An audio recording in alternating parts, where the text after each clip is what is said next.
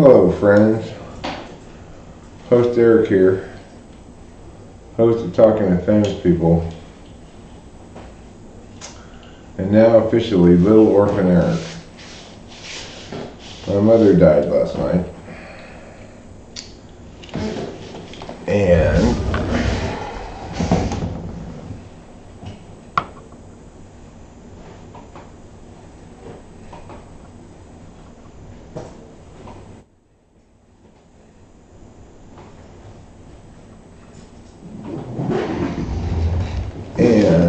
my father died in August, so that makes me an orphan. Which means, I believe, I'm entitled to special treatment.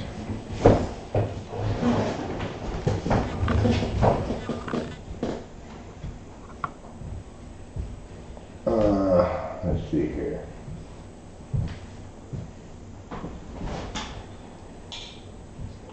What was I about to do over here?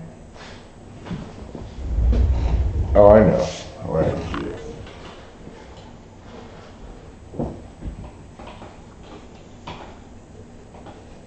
There. There we go. What's your special treatment? Nothing really. You know, this death is so much easier. If you want to pull up next to me, go for it. This death is so much easier to deal with than my dad's. It was so much longer in coming, you know? And,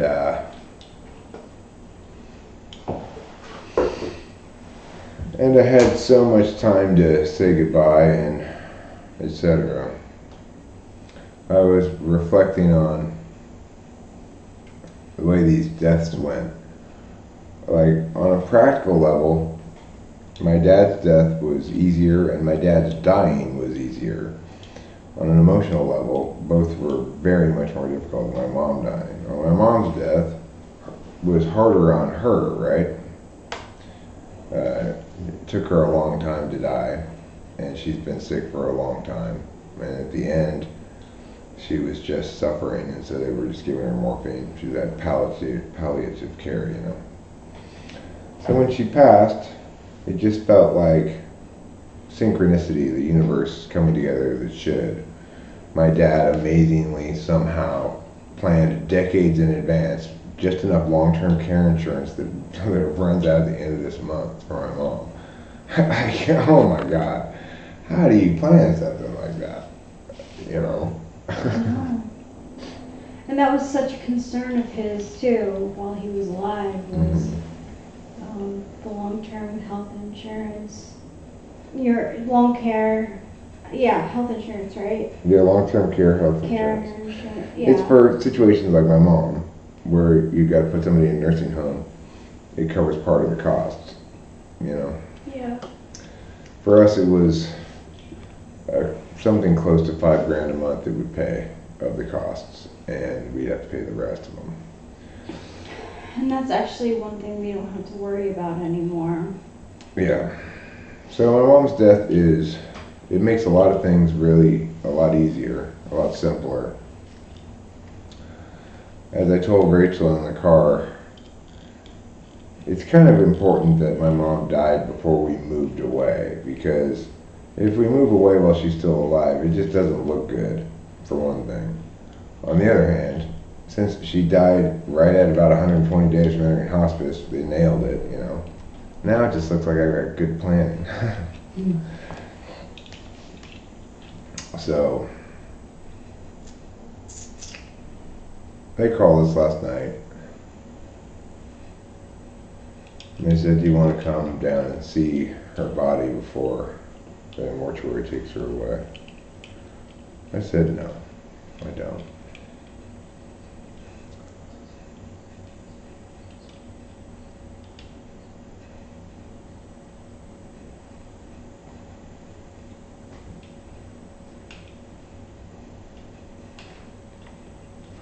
I've seen enough death when I saw my dad die.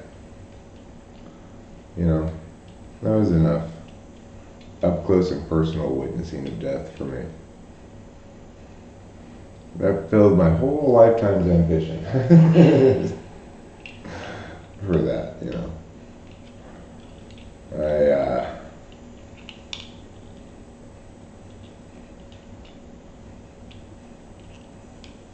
Yeah, me too. I'm happy she's free from dementia. Dementia is so terrible. And we don't have to deal with the nursing home anymore. We don't have to deal with the hospice people anymore. I don't have to do complicated things as mom's POA anymore. Delilah just has to do everything now.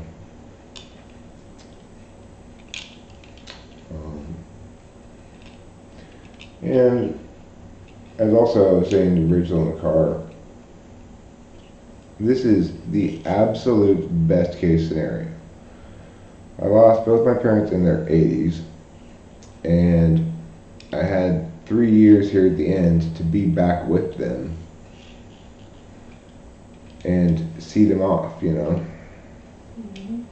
And help them out. And help them, and also process the transition from my childhood to my adulthood to my post-parent adulthood, you know. I had plenty of time to process that.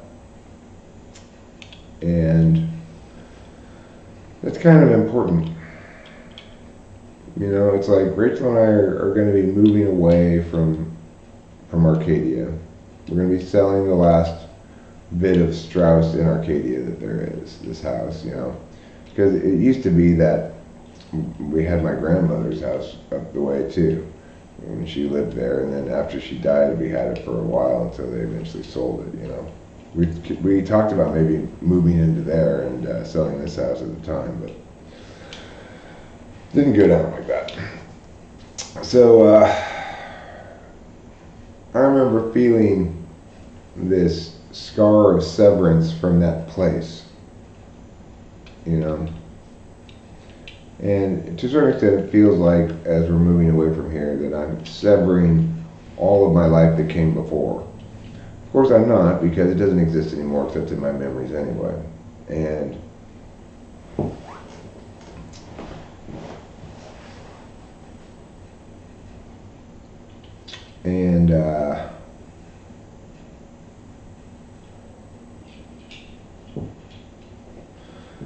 I'm as ready as anybody can possibly be to do this. It's the best case scenario. And it's funny, Rachel was playing some Simon and Garfunkel this morning. There's a song of Simon and Garfunkel's that goes, I lost my home and my family when I was no more than a boy in the company of strangers.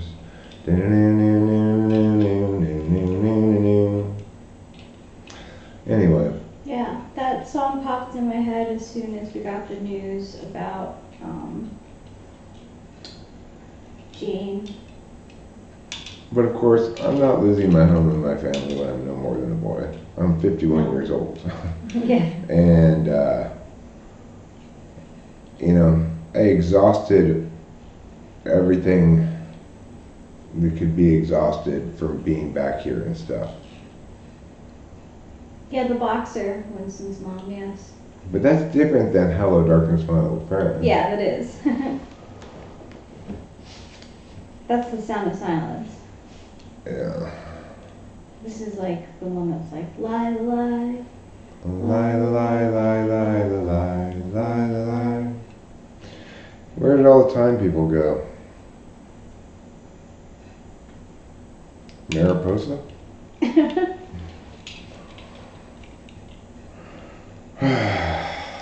Anyway, I called my uncle today and informed him, and he'll tell my aunt, and she'll probably call me. I had a nice long conversation with her yesterday. Is the sound of silence the same as being able to see nothing? It's a good question. The sight of, I guess it'd be the sight of darkness. Yeah. Or either that or the sight of translucence, but there's nothing on the other side.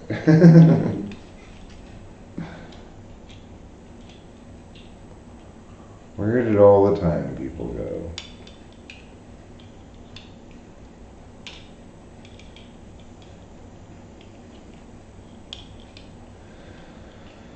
So, I'm feeling a mixed bag of things right now. I got Adderall from Delilah, so I'm kind of waiting for that to finish kicking in. Yeah. And that makes me feel kind of cheerful, like, well, hopefully it'll kick in and I'll start feeling thwacked. I think it will. I took the other two now. I took three at first, and I took the other two too, so we'll see what happens. It's alright, CJ. It's alright. It's just so interesting to think about the contrast between my dad's death and my mom's death. My dad's death was eminently practical from his perspective. His continued existence was an impediment to his plans. Yeah. And so he did what he had to do when he had to do it. And that's it. The thing is, it was as emotionally upheavaling an experience as anybody can possibly have. When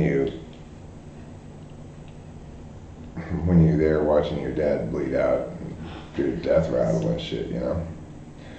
But it makes you think, who are we prioritizing here? Because my mom's death was a lot easier emotionally because she had to suffer for such a long time. It was totally expected. It was the opposite of an unexpected death. We expected it a couple of days ago. Yeah. And Yeah. like I said, the hospice people, the doctor nailed the hospice date like right at 120 days. She was dead basically 120 days after entering hospice. That was the neurologist, right? No, it was the insurance doctor from Kaiser. Oh. Hadn't even seen her really. It was somebody recommended hospice. I don't know. I think once they saw her, they recommended hospice. Strange how it always seems to go that when married couples, one passes away, then the other follows. Well, I mean, yeah, pretty quick. August, December 2022. Not that far apart. August, September. October, November, December. 4 months, 120 days. Yeah. Because one of the precipitating events of my dad killing himself was learning that my mom had been placed into hospice and that what that meant and stuff. Yeah, that was really. I don't think he was really prepared for that. Yeah. Because the last time that we went to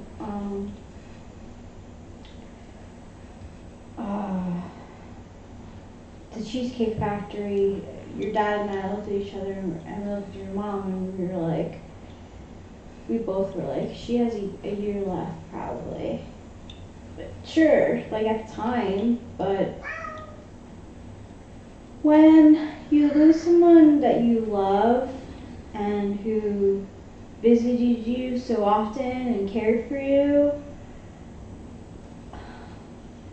you lose a part of yourself too. And that was it. Jean,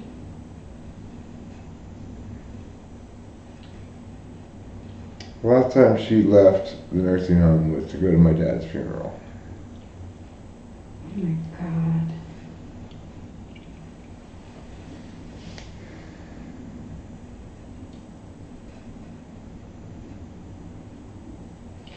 And it's a good time because there was also a newer patient at the nursing home who was very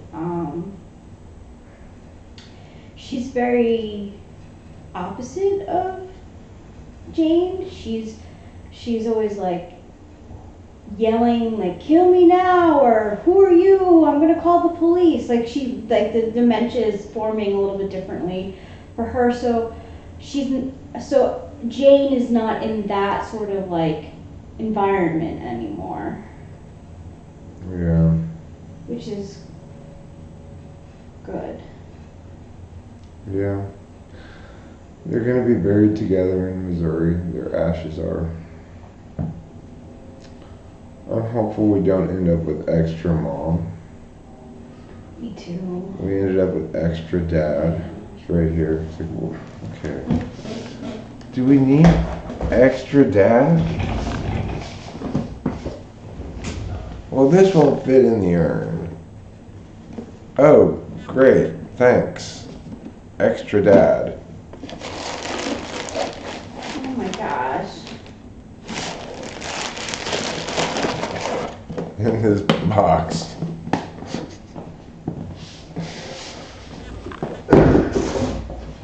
Like, what the hell am I supposed to do with that?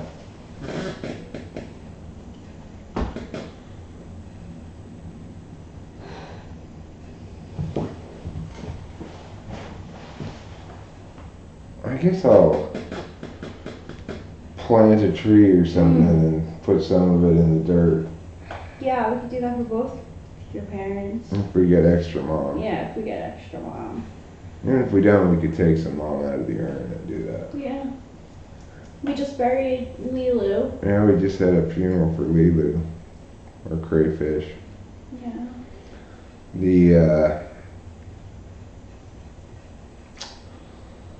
The carpet cleaning guy found him, and interestingly, didn't throw him away. Put him up on the counter for us to deal with, Yeah. which turned out to be, I think, nice, because I'm glad we were able to bury him, say a few words, you know. Me too, because we did have a good relationship with Lilu. He was a good pet. We did put him in an urn, C.J. O'Connell. He was a crayfish, Sessin. But we had him for a couple of years. Yeah, know. he lasted a very long time, and he Molted many times. But we went away on vacation, and The water got a little dirty, and he climbed out, and that was it. yeah. It's almost like he knew. Right. The Sorry, CJ. yeah, he won't fit in the urn. You were talking how Right.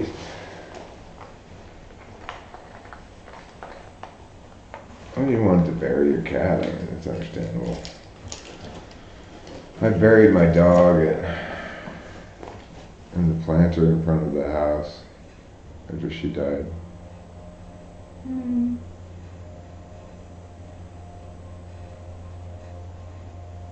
Carpet Diem. This is like a good name for a carpet store. Yeah, it is. A little bit. So yeah, we buried our crayfish, and we said a few things, you know.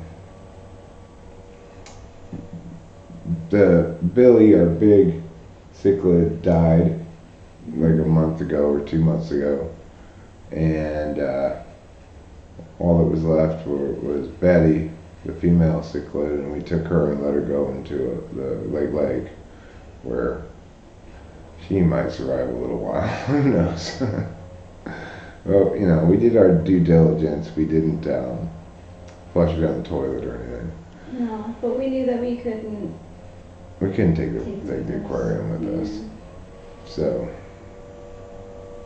it all worked out fine. Like, the only reason why I'm not crying now is because I feel like that day that we thought that she was dying, I kind of, like, mourned then. Yeah. Um, Plus you're on a little bit of Adderall now, which kind of kills your emotions a bit, yeah. It makes you feel like, whatever. Yeah. Well, I still, like,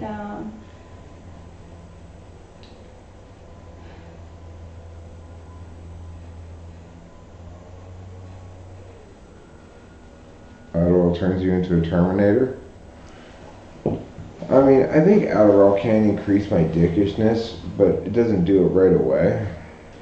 It's like a week into the bottle, maybe. yeah.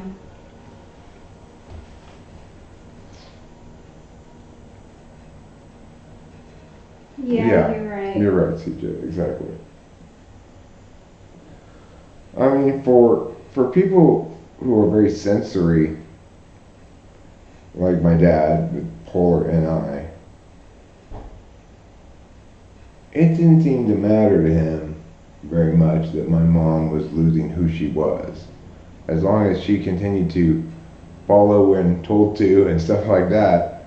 It's good enough as a wife, which is really strange.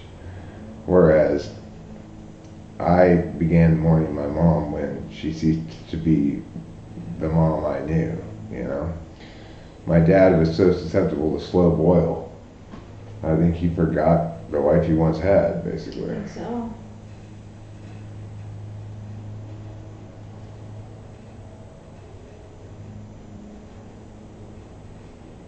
It's a good question, but which Terminator did it turn you into so soon? Are you in constant battle with Jordache? With the Gene Company? Well, Sassoon there. Oh. I think- Isn't Sassoon like Vidal Sassoon, the shampoo and conditioner? Yeah, but I think back in the day they made pins too. Oh. Correct me if I'm wrong, everybody. But is it not the case that when Jordache jeans were popular, also Vidal Sassoon jeans were popular? When they were competitors against each other? I believe that to be the case. But it's possible I'm thinking of a different thing than Vidal Sassoon. I was thinking Vanderbilt. Vanderbilt jeans? Yeah. Maybe that's what I'm thinking of. But there was another jeans that were like Jordache that were in direct competition with them when Jordache jeans were Okay. out. Yeah. Does anyone know who was in direct competition with? Your name is in reference to Siegfried Sassoon, the war poet. And I'm sure that's everybody's first guess. Not mine. I didn't even know he was a war poet. I just thought he was a magician with Roy.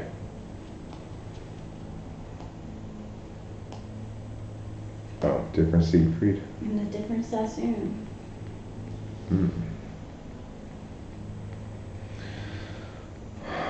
Regardless, I'm committed to my new plan of wearing nothing but Jordache jeans. Calvin Klein. Calvin's. Oh, that makes sense. Nothing comes between me and my Calvin.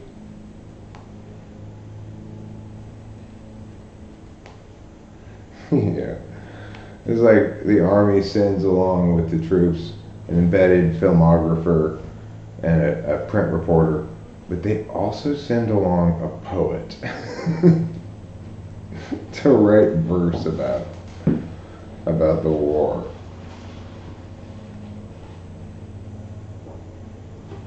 They should send an oil painter too, to stand there on the battlefield while the bullets and shells are flying around and do an oil painting of the battlefield. Oh my goodness. Didn't they do that in like the 1700s? I mean, I guess people well, yeah, back before photographs, they'd have like somebody go Yeah. be there and they'd sketch it out Yeah. and then they'd go back and paint Ah. it probably back at home.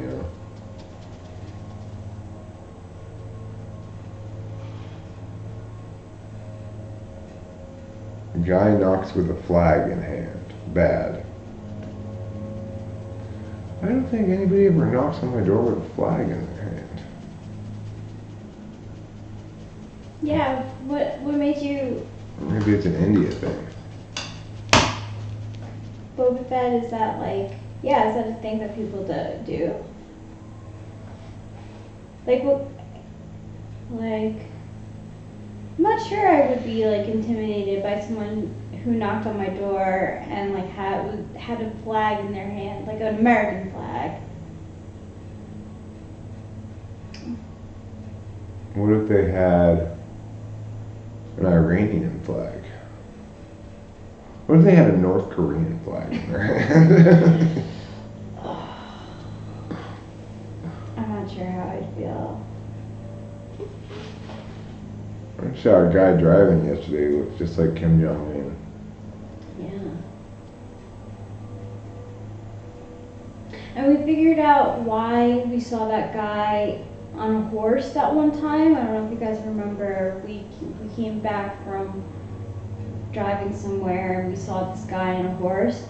And we decided it was a joyride, right? Yeah, clearly that guy must have been horse joyriding.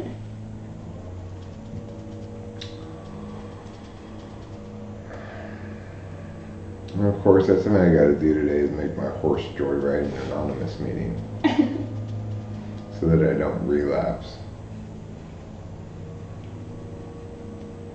I don't know what my air animal would be. I think according to the tarot card Wheel of Fortune, the human is represented the element of air. So maybe my air animal is human. I don't think your animal gets to be human. I think in that instance, when people talk about animals, they mean specifically non-human animals. Talk about, like, annoying. I cannot believe these peacocks are still like, yeah, we run this shit. This is where we are now. What are you talking about? Like, even though we've come back from our trip and there's clearly people here, the peacocks still come to our front Oh yeah. door and backyard. About those horrible chickens. Yeah, I know. Yeah. They're It's horrible. like, come on now, find a different place to go. It's like they want to make me just shoo them away all the time. Yeah. I got better things to do than just shoo you guys away all the time. You horrible chickens, but I guess I'll shoo you away.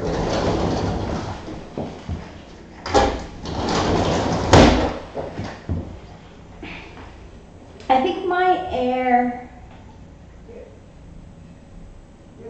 I like ravens a lot. But I also like blue jays. I like blue jays a lot. I like cardinals.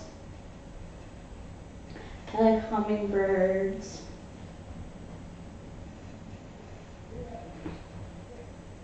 I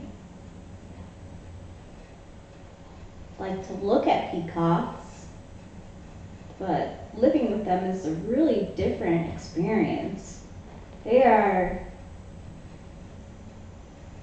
not they're very aggressive.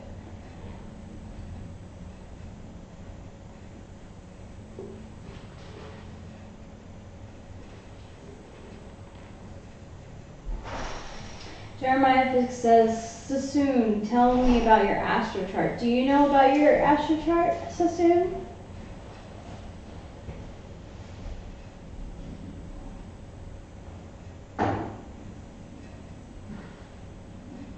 Yeah, you don't really expect that, like, but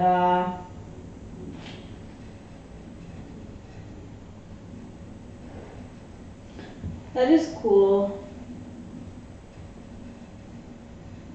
Oh, so your moon is opposite. You were born on a full moon, huh?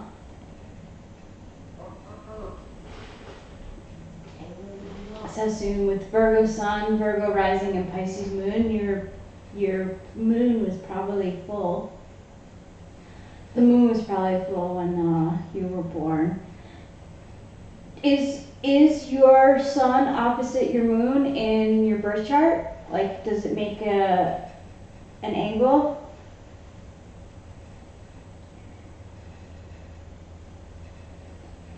CJ O'Connell says, it's like how they also had people who would play instruments in the war, like the drum and fife.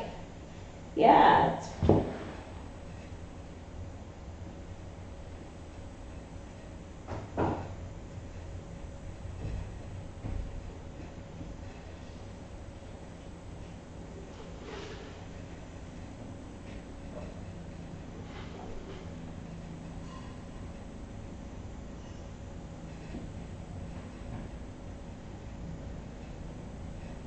They're almost, so then it doesn't really affect you. They're not perfectly. Like that's easier to handle than when they're in like a tight opposite opposition.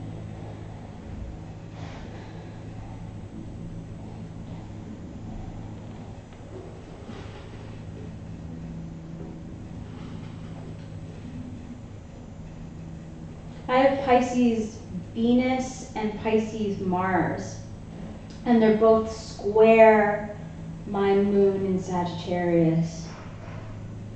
So I'm an odd one. I'm an oddball.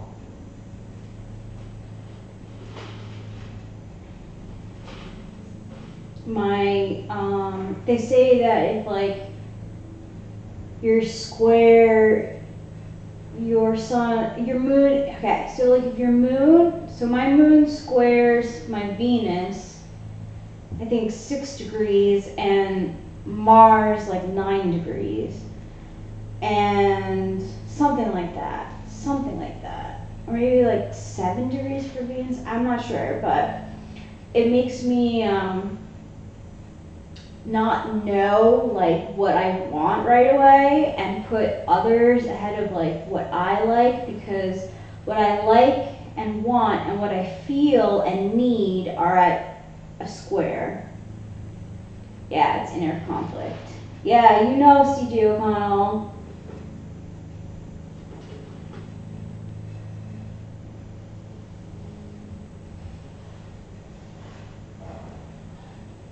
Your Aries sun and Cancer moon are squared, so that would mean that your ego is affected by your feelings. So what you feel and what you like inherently know are at odds.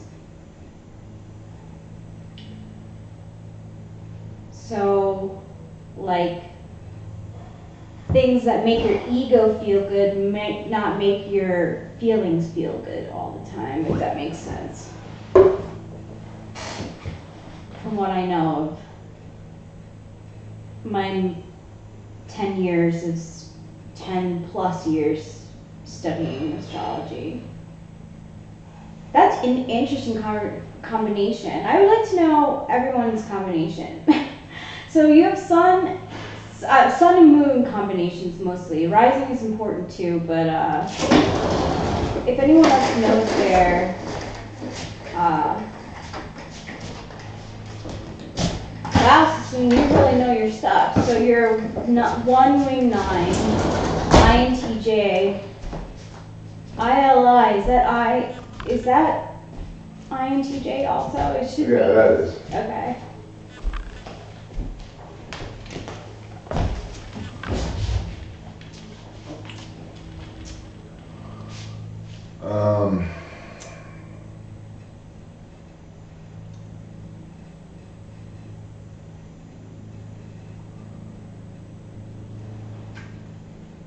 Which dichotomy is that, CJ? Can you articulate the dichotomy for me? I was describing the dichotomy of astrology, about how I have this square and 2 squares in my chart that go against each other. So like my wants and my wants are at odds with my needs. Really? Yes. What about me? You have Neptune squaring your moon, so your fantasies might not match up with My realities? your real feelings. Yeah. Okay. No, LII is INTP. Logical first, because I got TI first. INTJs have intuition first, so they're ILI.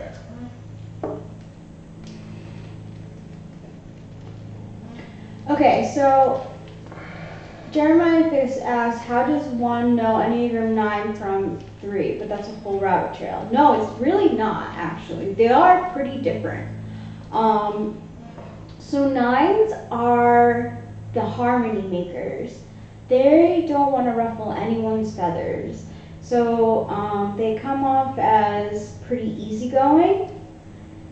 3s, on the other hand, are driven by outside. They want to show everybody their success. Yeah. Mm-hmm. And feel as though by meeting or surpassing societal expectations for, work, prosperity, things like that, that they can immunize themselves to shame. Mm-hmm. Of course, I don't think any of the Enneagram strategies really work, right? They're strategies to deal with negative emotions, or their habitual reactions to negative emotions. My 7 is not helpful at all in my life. It just means I avoid doing things for a long time. 3, it's like, is there really any satisfaction in getting that fancy car? I don't think so. I know a little bit about Toth Tarot, actually, so soon. Corey, Eric's friend, knows more. Does he? Yes, he did mention that he knows Toth Tarot and was studying it. So my expectations and realities are at odds with each other?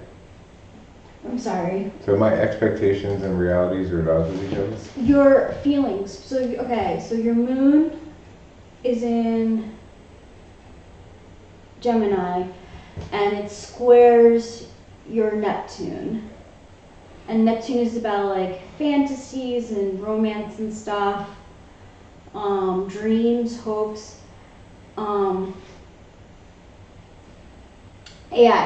It makes an angle like this. So here's your Neptune, here's your moon. They make an angle, and right here is where they meet. And so like your fantasies and dreams and your feelings and needs are at each other. Are At odds with each at other? odds, yeah. Yeah, well, it's another way to say I'm a lazy creative. Yeah. There's nothing wrong with that. No, I mean, it's at odds with some societal norms. Everybody's at odds with some societal norms with their personality type, Yeah. You'll uphold certain values, because society's never done a good job of distinguishing values as elements of people, right? Society has always treated values as things external to people that we need to agree upon, which is of course completely wrong. It's like values are implicit to your attentional stack, what you find significantly important and what you don't. Delilah is much more bothered by not being there when my mom died than I am. And that's because she's a censor. For me, the meanings had already been decided, so there's nothing else that mattered really,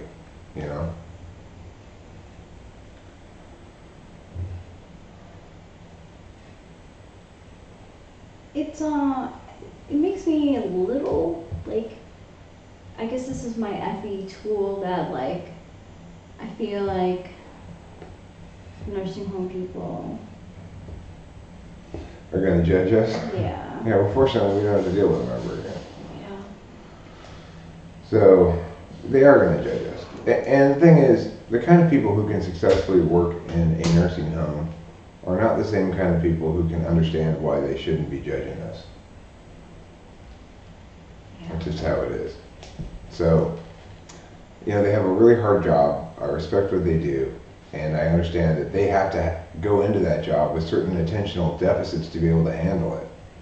Probably a large percentage of them are NI polar. So, yeah, I think a lot of them are bipolar for sure. Because,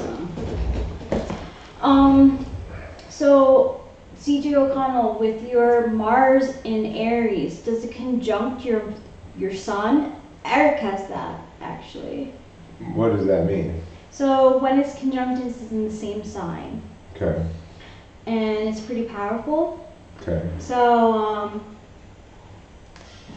it can be good. I think it's good because that means that your ego and the way that you like fight is very easy for you. Like if you have a topic or like feel like you need to take action, you do it without any problems where you think it might hurt you. Like Right, I'm not scared of conflict. no, you're not. No, not at all. I'm not scared of No, conflict. no. But I also don't seek it out, you know. No, you don't. I'm not looking for a fight, but I'm also not one to suffer quietly when I'm not getting what I want. No, no. So Mercury conjunct, so is Mercury conjunct your Mars as well or just your Sun? Because Mercury conjunct your Sun means that you have no problem talking about yourself, which is a good thing. I'm surprised my Mercury doesn't conjunct mine. It might, actually. I have no problem talking about myself. Yeah. See, that's where astrology, it's like, it gets a little, you know. See, stop hating on your own ego, okay? Your ego is fine. Everybody's ego is fine. There's nothing wrong with having a presentation of self that's somewhat constructed. It's not somehow bad, artificial, wrong, undesirable. It's one component of a complete self, you know? Yeah. And people talk about, oh, you need to find ego death. Why? Why in the world would you want ego death? Then you'd just be like an animal.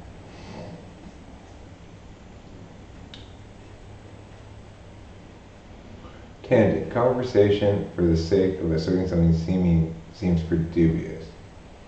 As if the claiming of something to be X like an intent of duplicating your own reality rather than the concern for fulfilling the process that is the journey of how those outcomes are made in the first place.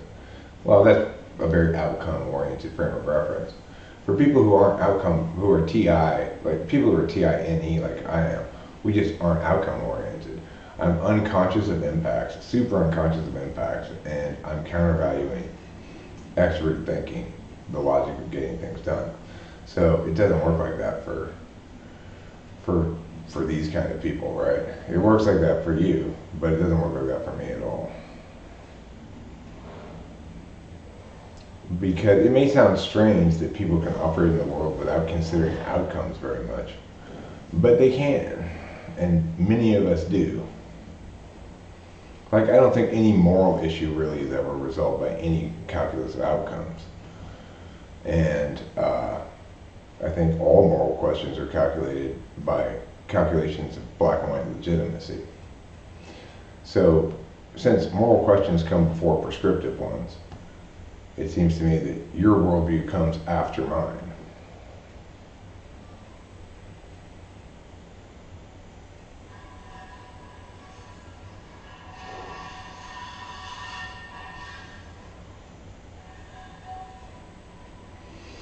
Yeah, there's a difference between ego and egotistical. Yeah. And there's a difference between ego and conceit. It's more like, CJ, it's more like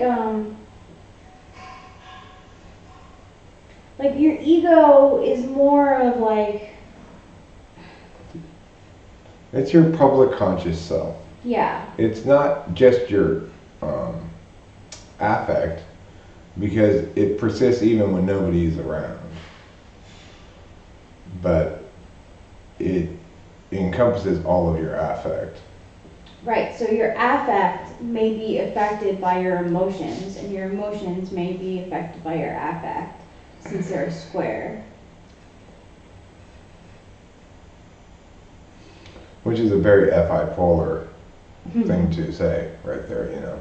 Like, whether or not I'm happy depends on how well I'm pretending to be happy. I'm looking up your birth chart right now so we can maybe talk about it a little bit.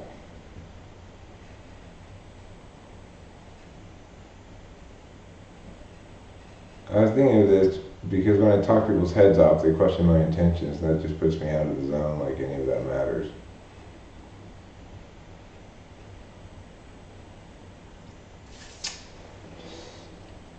Well, I've gotten better at talking too much than I used to be. I still talk too much, ask too few questions, listen too little, but not as much as I used to.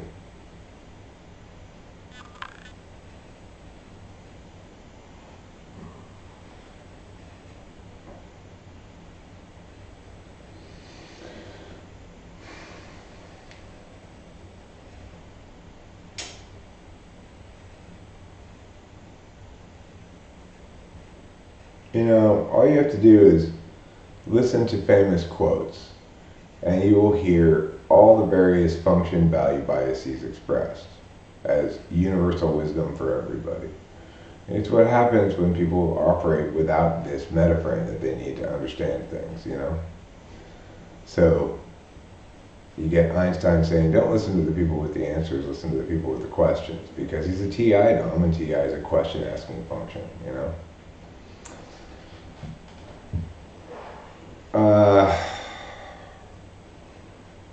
Well, first I gotta schedule a memorial service locally for my mom. And then I've got to get real ID. I found my original birth certificate, so that's good. It's in the room, it's in the bedroom. But then I'll probably have to wait until I get up to Mariposa to get my real ID so I can get it in my new address. And then after that, we'll schedule a funeral in Missouri and we'll fly out to Missouri and do that. After that's done, we'll come back to Mariposa and we'll start working on scheduling our wedding.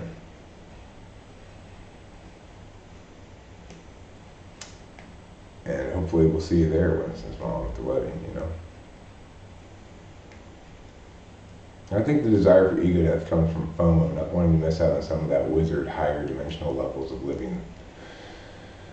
Yeah, well. I have FOMO with Eric. Like, it's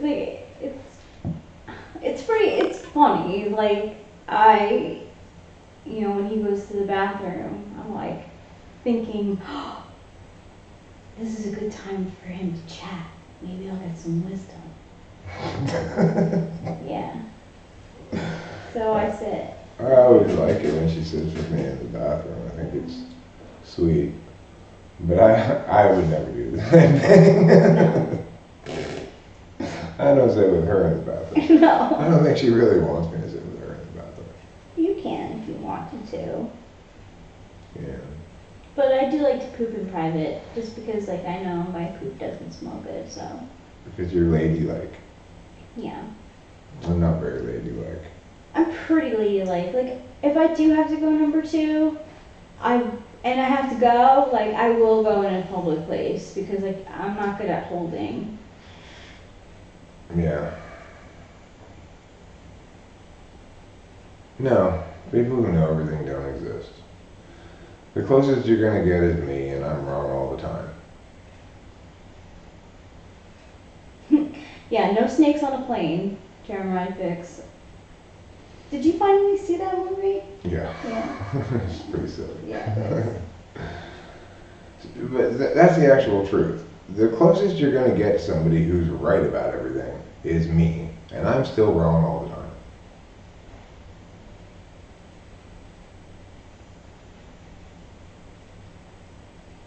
You know, sometimes about important things. It depends on the kind of thing I'm being asked about. For certain kinds of things, I'm definitely right, and exclusively right. And other kinds of things, some speculation on my end and or intuition driving my conclusions rather because the matter has some holistic elements to it. It's not purely deductive, you know. Okay, so I have an opinion on know-it-alls. Um, there's there's a difference between people who do know a lot of things and a person who like thinks they know a lot of stuff. Like I really cannot. I mean, sometimes I do this myself though, where someone will be telling me something and I'll be like, oh my gosh, yes, I know exactly. But I mean, you could definitely call me a know-it-all. It would be a fair critique, or a pedant, or whatever. But the thing is, there's plenty of topics. If I don't know about it, I'll be asking questions, or just be curious about it. that's the difference. That's the difference from the people who are know-it-alls and don't, who like, when someone corrects them, doesn't take what the other person has to say to heart Right. or into consideration. I end up being a know-it-all around here a lot because there's a lot of people asking questions about cognitive functions or saying wrong things about cognitive functions that I feel compelled to correct. But like, you'll notice when we're talking about astrology, I was just asking Rachel questions. I didn't voice any opinions about it because I don't know anything about You it. have a nice chart. You have a very nice chart. Like, I feel like I know a lot more about tarot than astrology. because astrology is not easy to learn. Tarot is cooler also because it comes with little pictures. Yep. And the pictures you can interpret separately from the other thing. right, Yeah. exactly. I think people who wear the know-it-all costume best are people who assert theories about reality all the time. Could you do that? I do that all the time. Yeah. I believe I have the correct interpretation of reality and humanity and the explanation for why we failed to understand each other for all of human history. It's Carl Jung's idea, but I straightened it out, you know?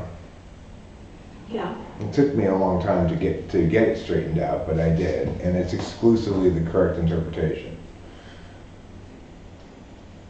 So, you know, it's not like I'm the only person in the world who understands things well. It's just that the reality is cognitive functions provide the correct metaframe. So anybody who's doing armchair philosophizing without utilizing that as the metaframe is getting it wrong. We have an actual prime directive, a single prime directive, and it's closing the gap between our maps and our realities. And cognitive function configurations represent strategies to attain that or uphold that prime directive, you know? Basically, you lock certain parts of reality down in place and behave as though they are non-dynamic so that you can deal with other parts dynamically. God, well, faith is a behavior, not an argument. So when I pray to God, I'm not making any assertions about God's existence or anything like that. Those are arguments and have no place in a faith-based behavior like prayer. The only meaningful substance to religion is the faith-based behavior of prayer. So it's like saying, but what about jogging? Well, I don't have arguments about jogging. If you want to jog, go jogging. If you don't, don't.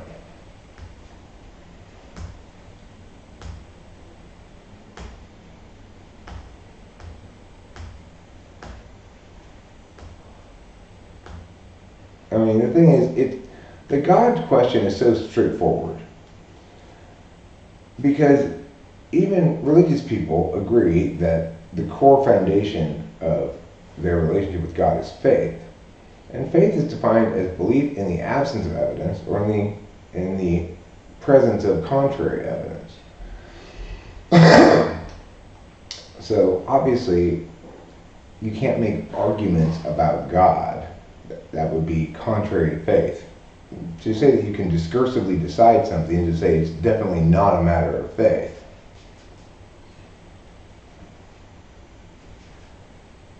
As long as we just use words correctly.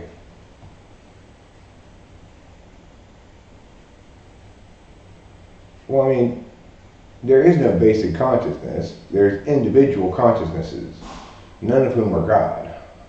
So that would be a bad framing. Remember, we need to understand God as something people choose to engage, like jogging, rather than an argument such as bananas exist. Existentiality arguments for God are insane because, of course, to substantiate any existential argument, you have to instantiate something. To substantiate, you must instantiate. You can't instantiate God, so there's no possible way to prove his existence.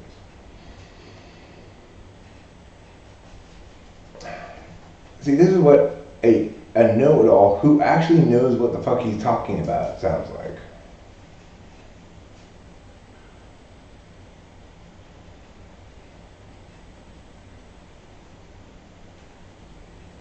And it's not necessarily something other people understand immediately, what I'm saying. It seems like. It seems like it takes people sometimes a while to process what I'm saying, because it's kind of disruptive to existing worldviews.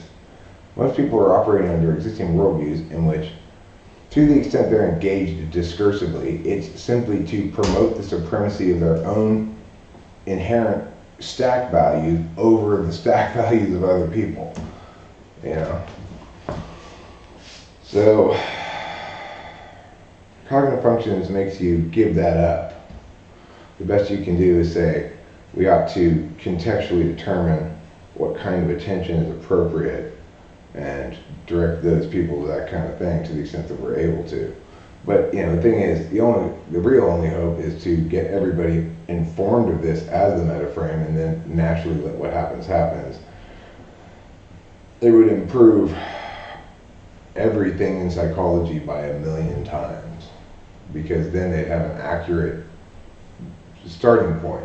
With psychology starting with the idea that everybody's the same and people all deviate from the central average or norm is fundamentally wrong, and will continue to produce nothing but wrong and misleading results for as long as it persists. It's a frame.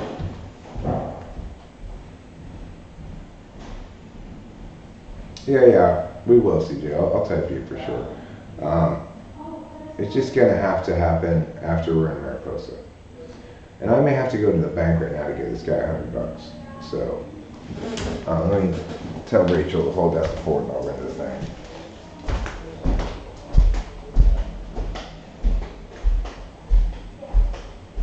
Are you almost done? I said I went to the bank right now. We're going to go to this one. Rachel? Can you hold down the fort for a second? Okay, I'm going to have 8 against the money, okay?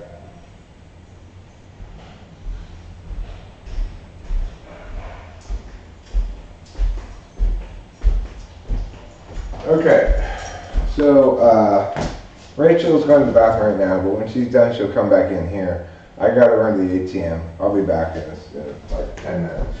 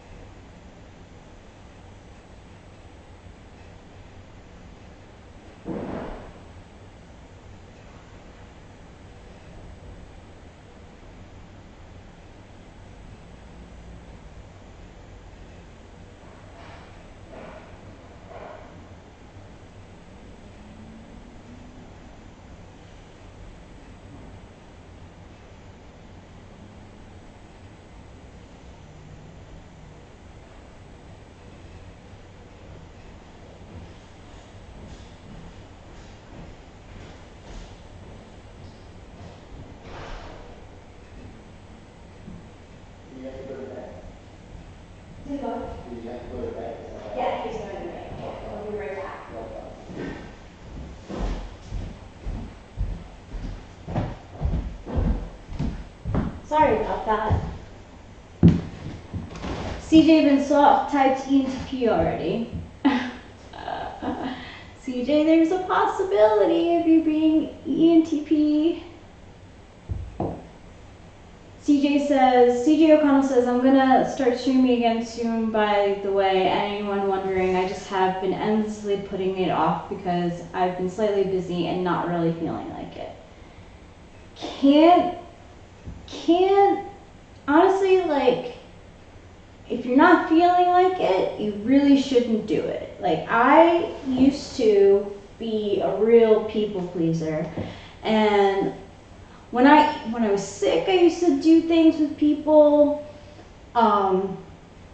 When I wasn't feeling it, I would do things with people, and then I would come back from those places and people and feel so resentful because I felt like I wasn't doing what I really wanted to do. But it's hard because you have to balance it, because me as an introvert, I would like to stay home more often than go out. But it's important for me as an introvert to also go out because you have to interact with people. So I do think it's important for people to do things when they like feel like it, and also sometimes do things when they don't feel like it.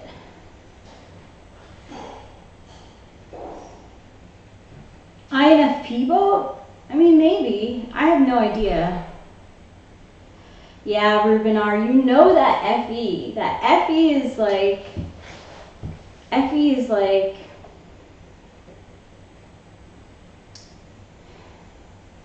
it's about it's about others. It just is. And Ruben R., because like, probably what? It's good to see you, by the way. I'm glad you're here. Okay, so CJ O'Connell, we'll just have to find out your type through Eric. Yes, Ruben R. says, I must attend to the needs of others, especially those who requested of me. Yeah, I used to feel a compulsive need to be with my friends, especially, like, no matter what. Like, good to see you too, Ruben R.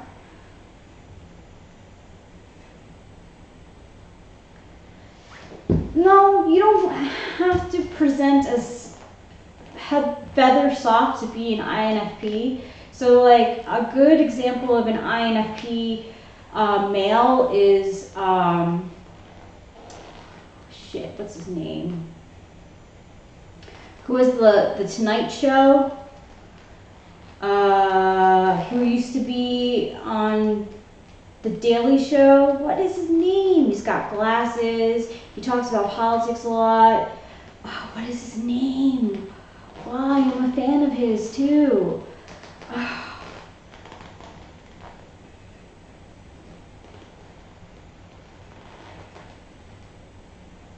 I'm looking it up. Yeah, Stephen Colbert. Stephen Colbert, CJ O'Connell, is a INFP. And he's not really feathery, but you could kind of see like the softness a little bit in him, if you get what I mean. Like he looks like someone who would get his feelings hurt.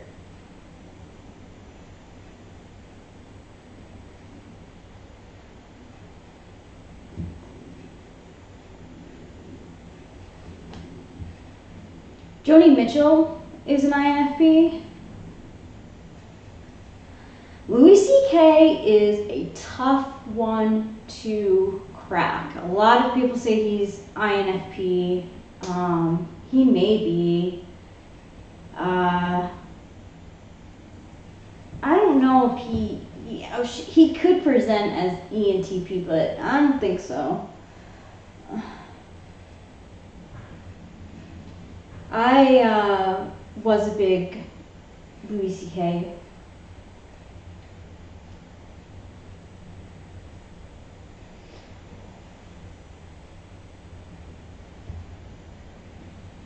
CJ O'Connell says, yeah, and Colbert is Catholic, which I was raised as, and been embracing Christianity way more lately. I have too. I bought this necklace that has the Saint Mary the Virgin, and oh my God, Louis C.K. is an INFJ.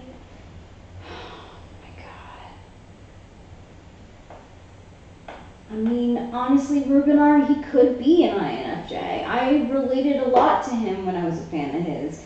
It really sucks when an INFJ does something fucked up, like Kurt Vonnegut, right? There's so much. When I was watching the documentary about him, there was so much about him, and I was like, fuck yeah, like this guy rules. And then we get to the part in the documentary where his fame takes over and he cheats on his doting wife. Like, oh, that sucks. I guess for me, as an INFJ, my mistakes come from my bipolar. Someone is finding the handyman is still here.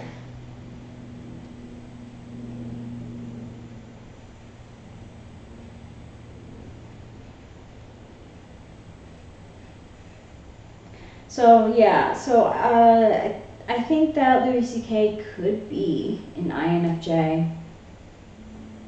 No, I don't. No, he's not here right now. He went to go get money for the handyman.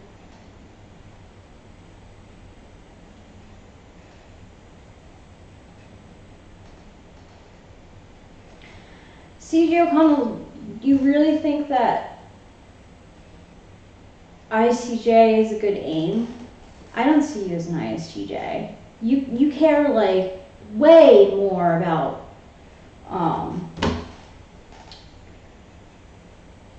aesthetics than an ISTJ would. I don't think you're FE polar.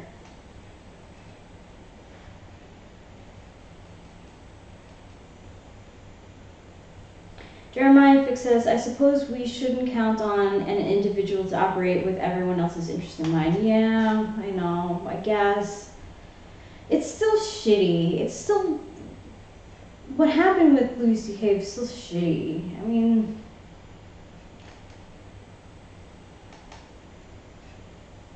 I like, and nonsense is, Winston's mom says, she quotes, in nonsense is strength, Kurt Vonnegut, Breakfast of Champions.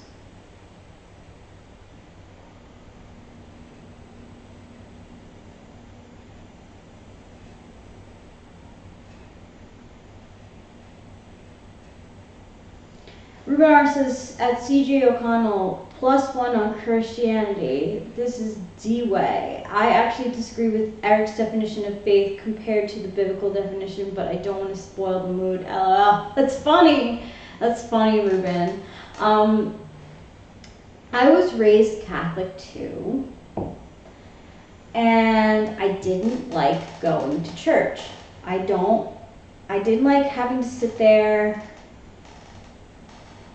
It just sucked. Like, going to church was like so boring. Catholic church is not fun. Catholic church is very like sit up, stand down, sit down, sing a hymn, say a Catholic phrase like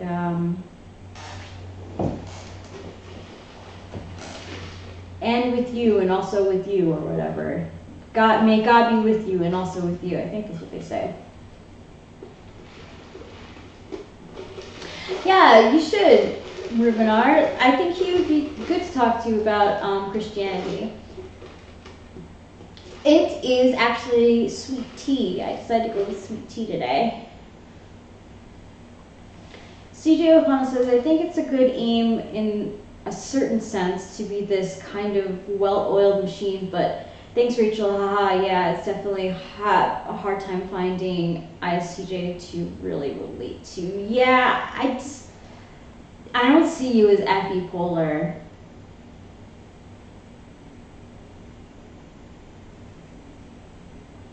Yeah, I decided to, yeah, Boba Fett, I decided to get tea.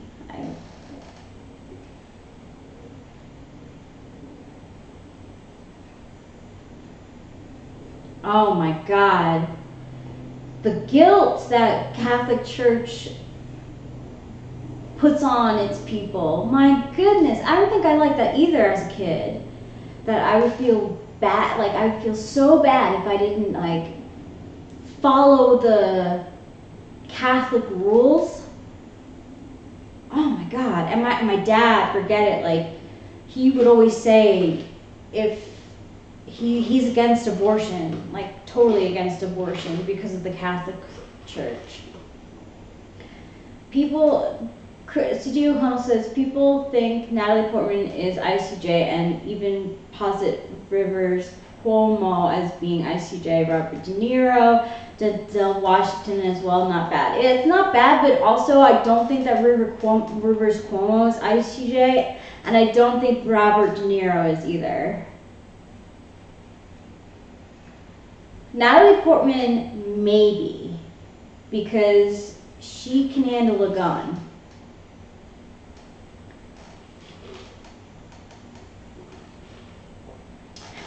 I think that Matt Damon is an ISTJ as well.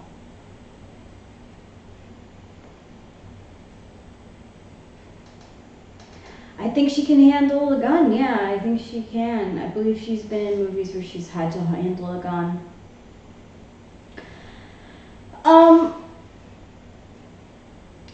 Eric has said that Rivers Cuomo is INFJ, which might make sense. I don't know. I don't know what type Rivers Cuomo is really. He could be INFP too.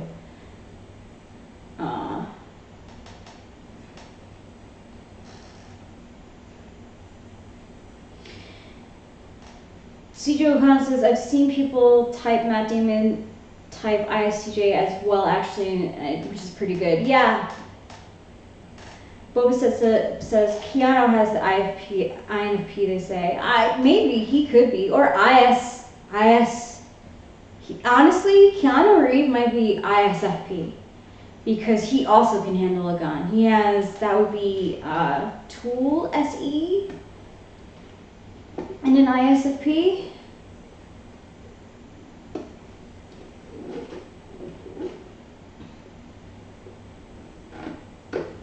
Who's from Pinkerton is Ruben R. Pinkerton is an underrated album. Isn't it one of their firsts for Weezer? I know Pinkerton and the Blue Album the best. Damn, I really hope that Eric's not having any problem at the bank.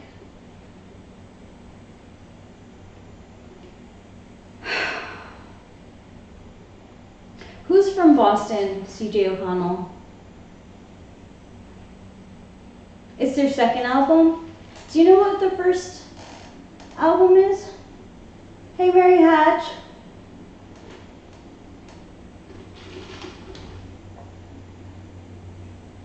Okay.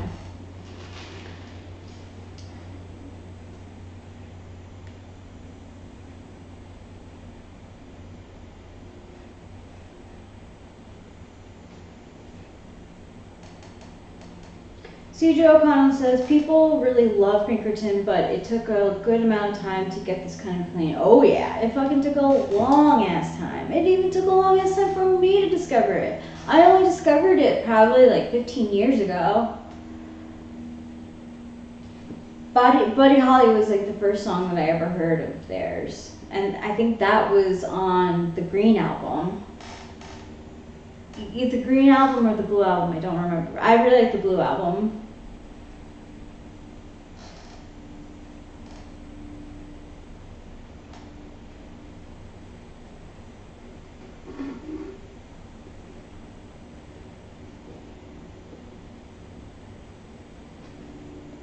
What Did It Do? The Blue album.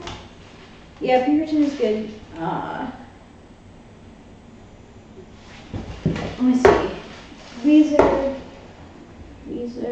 Only in Dreams is on the Blue album, and I really like that song. My Name is Jonas. No One Else. The World's Turn. Buddy Holly. So Buddy Holly was on the Blue album. Undone, the Sweater Song. That's a great song. Surf Wax America. Great song. Say It Ain't So. Excellent song. In the Garage. Holiday. Only in Dreams. It's just like an epic album. Blue album is an epic album. Gosh darn those half Japanese girls do to me every time. All the red hair,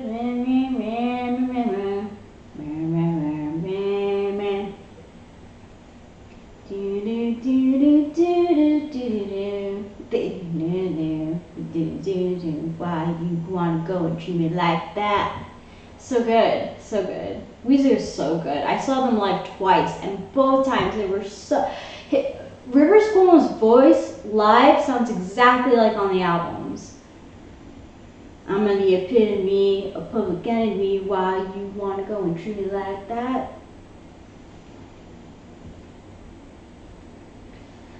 I don't know if I think it probably is decent, you know, but and I'm happy we're still. Here's Eric. Yep. Well, I talked to the coin collection guy. He's going to give us $4,000 and some dollars for it. Oh my goodness. Oh my goodness. Thank God I can't receive that old stuff. We really got to do something nice for him. Hi, Mary Hatch. Come on down the street and dance with me. I'm a lot like you, so please, hello, I'm here. Oh, Public Enemy. I have a bad memory about Public Enemy. Because I went to this show. The headliners were supposed to be Public Enemy. Mm-hmm. It was one of those horrible all day long shows, no. right? Yeah. And I waited through all these opening bands, and then the person who went on before Public Enemy was Ice-T. And he announced that Public Enemy wouldn't be coming, but good news, we get twice as much Ice-T. That was not a happy moment for me. That's not good news. And it's like, the only reason I went to this fucking concert was to see Public Enemy. Yeah. I don't even know why I showed up that early, but I guess my other friends wanted to see other things there, you know. Mm-hmm. The only one I really wanted to see was Public Enemy. So, did they say why? Public Enemy? Some bullshit about a plane, missing a plane or something like that, you know.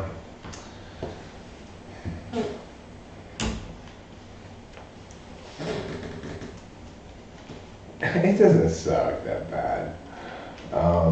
It's not the greatest song ever, but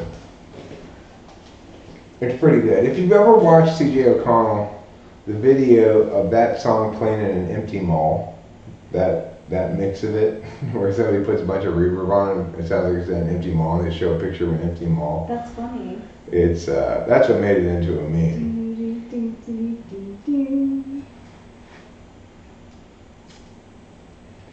I agree, everybody needs more cats in their lives, but they hopefully are good cats. Not more than 2 cats.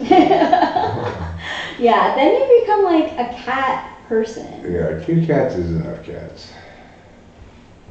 Especially when we have 2 cats that are conflictor types. Weezer's made a lot of poor decisions, but I think they made good decisions about what to cover. Mm-hmm. But I think they made a poor decision in trying to cover it so faithfully. Like, yeah, they did. The Weezer covers almost sound like the actual song. They're so close, you know? In contrast, look at how Cake covers things. Cake improves every cover they do. Yeah, they do. Whether it's Perhaps, that's a cover of theirs. It's a great song, but I would never have encountered it if it weren't for the Cake cover, and the Cake cover is fantastic. Or at first I was afraid, I was Oh, petrified. that's such a good cover. What's that song called? I Will Survive. I Will Survive. Their cover is better than the original. And then most of all, Cake's cover of War Pigs is a Yes. magnificent So good. triumph of music. It's just like, oh my God, this song is so good, but you would not be able to know how great it is from the Black Sabbath version. No.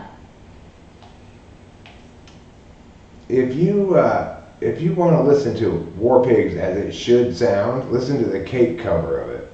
It's unbelievably good.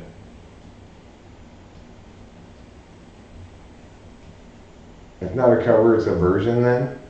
Well, it's a cover in the sense that it's not their own song that they wrote, whereas most of the songs they wrote themselves, right? So that's what makes it a cover. When you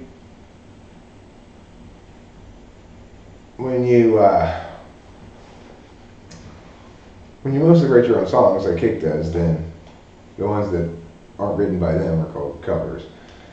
It's true that it's a different version, I guess. But I know I was just listening in the car again to my favorite Cake song, Symphony in C. Yeah, that song too. You'll be an Austrian nobleman commissioning a symphony in C. It was vile earthly description, this magnificent symphony in C. With money you squeeze from the peasants, you will give it to your nephew as a present. This magnificent symphony in C. You'll see, and then the symphony in C. I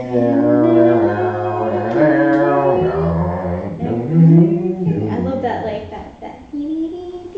What is that? I don't know. Yeah, exactly. The guitar is like, he's really smart about guitar rhythms. So he does these little like chink, chink, chink, chink, chink, chink, chink as like the guitar rhythm in the background. Oh. And they're really good at producing stuff, you know.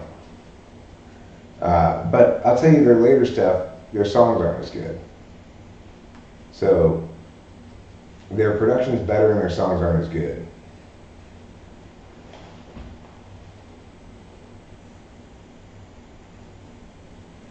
I think Cake seems a little jokey.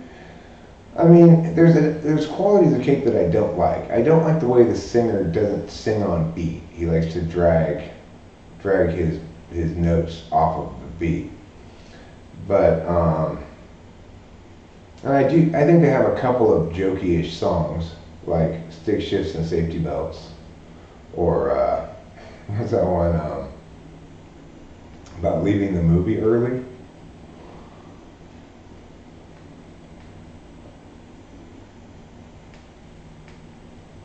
But they've just got some great songs. Like, you know, walk my way, walk this way, and then, dun, dun, dun, dun, dun, dun, dun, dun, dun, and the room where I held you tight tonight, I must walk on by. Someday you'll find I won't forget you. No, no, no, no, no. I won't. You won't forget me. No, no, no, no, no. You won't.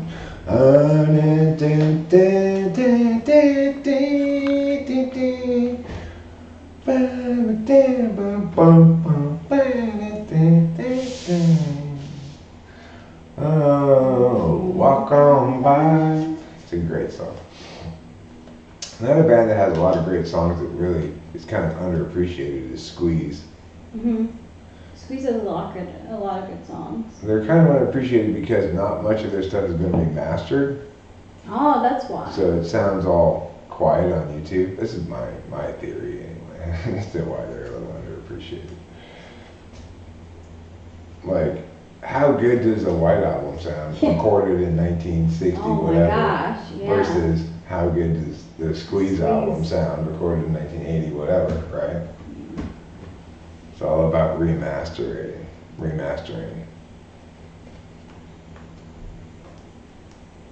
Yeah, they do have a few great songs. They've got more good songs than you expect, too. Yeah. So they're great songs, even the ones that aren't great are still quite good. And then they have their one song that's totally out of character, that despite it not being my favorite Squeeze song, is their best song, which is, and it doesn't sound like any of their other songs. I went to Yeah, that's Squeeze. banana, I'm lifting your attention out of this place.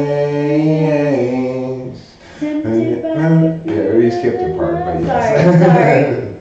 It's got a little bridge there. That's Squeeze? Yeah, it's No Squeeze. freaking way. Yeah, that's Squeeze. How did I not know that until now? It's their Goodbye Girl. Yeah, that's a good song. Goodbye Girl, Goodbye Girl. But I also like their biggest hit, which is Pulling Muscles from a Show. Yeah. That's a really good song. It is a good song. And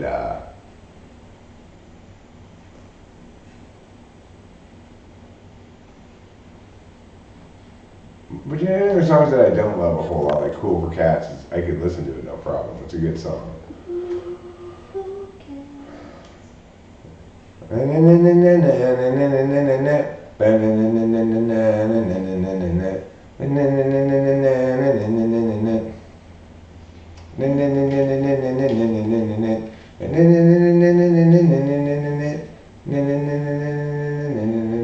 Cool for Cat. Cool for Cats. They use that song in this movie, 216, right? Yeah, with Molly Ringwald. They're at a school dance and that song's playing in the background. They don't have the words, but they have the.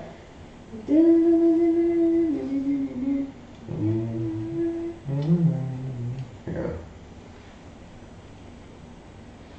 C.J. O'Connell, are you a John Hughes fan? Do you like John Hughes movies? Do you like John Hughes movies? Do you, man? Do you like John Hughes movies? Are they your jam? He had that show live with Jules Holland. That's awesome, often awesome. I don't know who Jules Holland is. Yeah, not John Bejuice movies, John Hughes movies. Yeah, John Hughes. John Hughes. Everybody loves John Bejuice movies.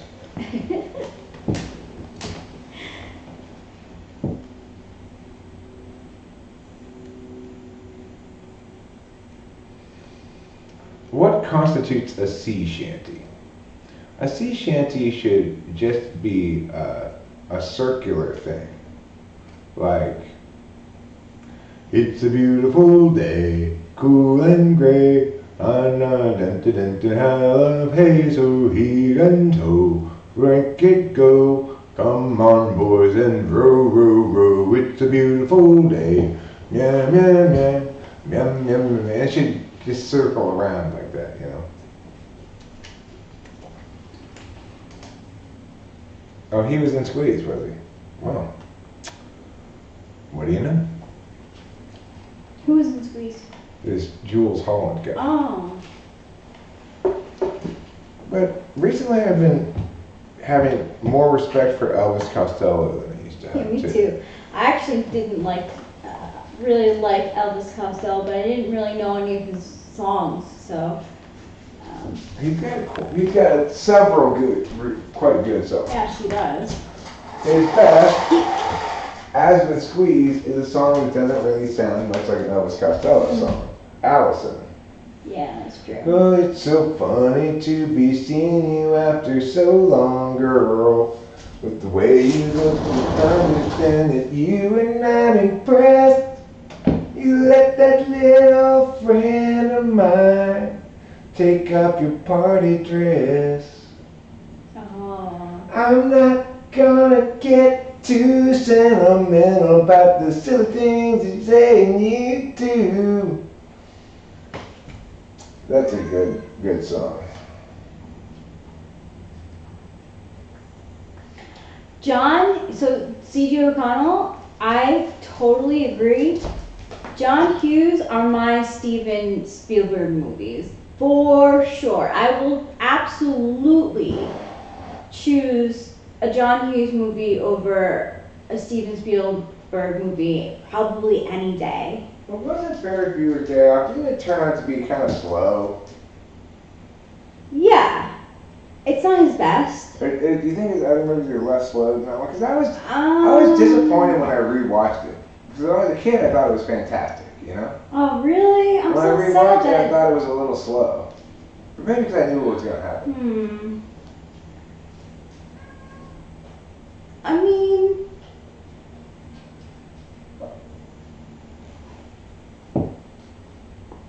Also, I don't like the way they treat Cameron in that movie. yeah, Cameron was always my favorite character because he was probably the most relatable. Yeah. Yeah, he did Home Alone. Pretty in Pink. I think he did Breakfast Club.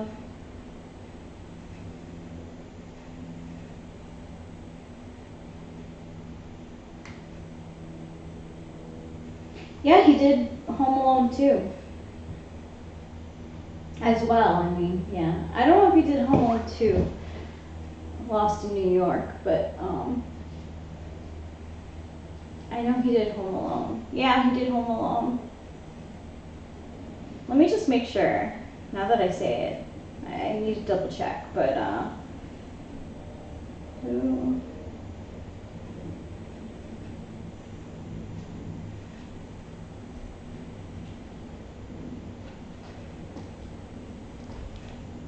Yeah, John Hughes wrote it. John Hughes wrote Home Alone. Chris Columbus directed it. So he was a really good writer. John Hughes wrote some of his movies? What? John Hughes wrote some of his movies? Home Alone. Yeah. He wrote. I think he wrote Ferris Bueller's Day Off. Did he write Pretty in Pink? I think. Let me check. Pretty in Pink, I think, is his most famous movie, or is that just me? Probably Breakfast Club. Oh yeah, Breakfast Club. Yeah. Right. Oh, what?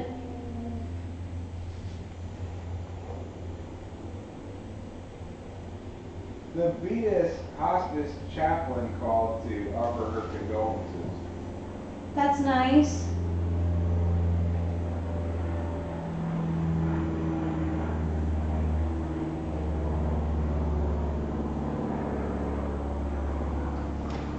Pretty in Pink was also written by John Hughes. Well, he's a real writer. He's a real writer. Writer, isn't he? Yeah, he is. Oh my goodness, what a kitty face. What a happy kitty face. Yes.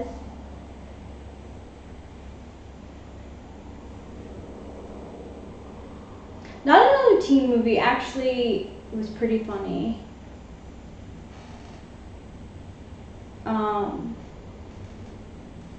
And the first Scary Movie, I like that too. Like, those are fun movies to go see with your friends, if you know what I'm saying. It's like, if you're looking for something to do, not really like,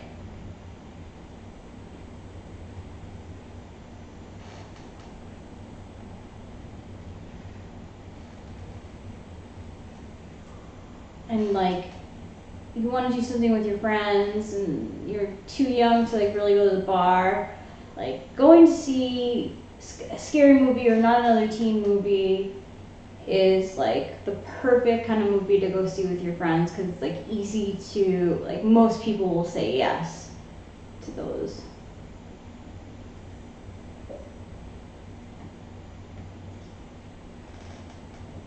Yeah, and then CJ O'Connell says, yeah, and then Breakfast Club was pretty formative as a teenager, but on a different level. CJ O'Connell continues with, it's slightly overrated though, maybe just a little, just overrepresented. Overrepresented, yeah. Naked Gun is good. I used to watch the Naked. My parents used to let me watch Naked Gun with them. Leslie Nielsen's really funny in that. So was Priscilla Presley actually. Yeah, I remember the scene. She's going up into her attic, and he says, "Nice beaver," and then he's like looking up her dresser. She says, "Nice beaver," and then she hands down a stuffed beaver.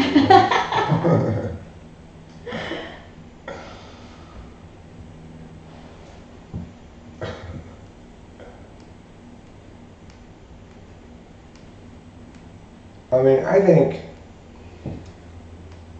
comedy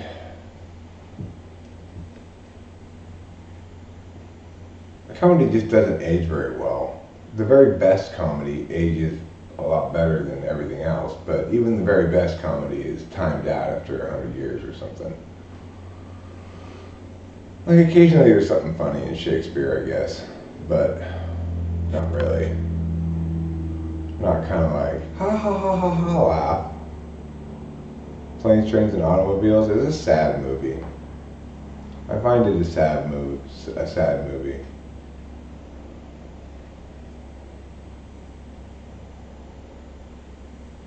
It's like there's this Greek tragedy that's supposed to be funny. It's about, I think it's called Clouds maybe. And it's about how all the women refuse to have sex with the men until they stop going off and fighting in these wars.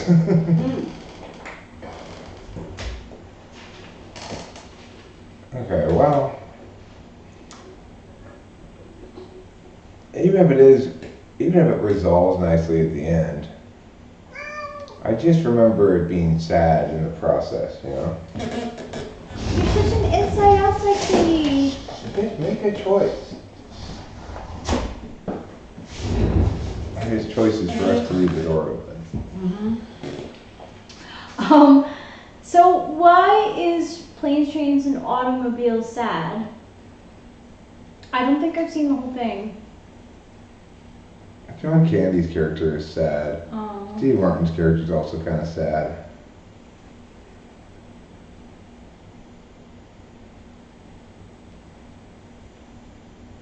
Geez, it brings in the waterworks. I have to see this movie. I have to see the whole thing because I don't think I have. Well, maybe we'll watch it one of these days here. You know, of that era of films, my favorite is The Three Amigos. It's very underrated. It's like the greatest movie of its decade. It's got great songs in it. It's got great humor. It's got a plot that moves along. It's got a crazy idea that still is a funny, good idea. And it's got Steve Martin, Chevy Chase, and Martin Short in it. And they all work beautifully off each other. And I also think that is a great movie to watch if you, with kids. Like, I think it's adult enough that adults will find it funny, and I think it's kiddie enough that kids will be like, ha ha ha. And Chevy Chase is actually funny in that movie. A lot of times Chevy Chase is not funny, but in that movie he's funny. The scene where he's like pretending to know how to play the guitar and trying to sing to the ladies in the village is hilarious.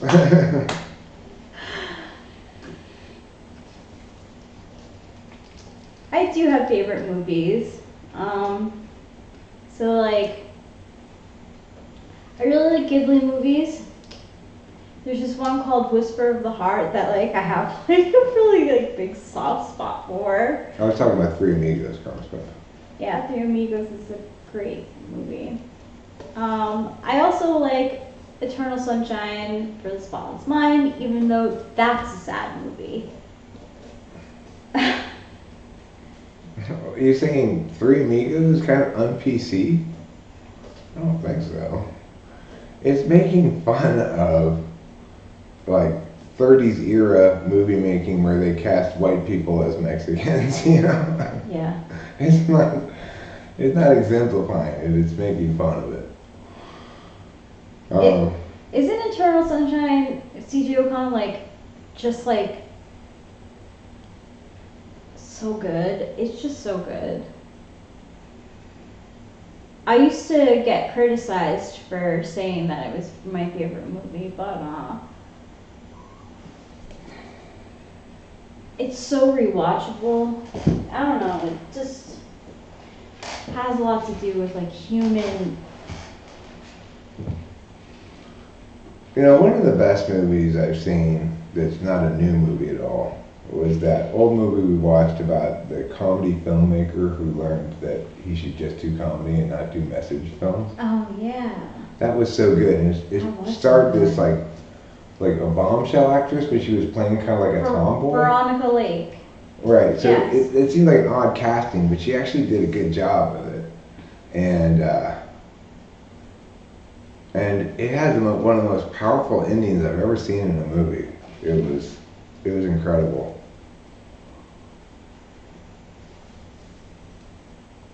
Yeah, we're audio clipping. It's because I don't have a mic cable, so we're using the mic in this little camera here, and I've got compression up so that you can hear us well, and if we get a little too loud it clips. I've tried to adjust it so that it doesn't, but this is about as good as I can get it.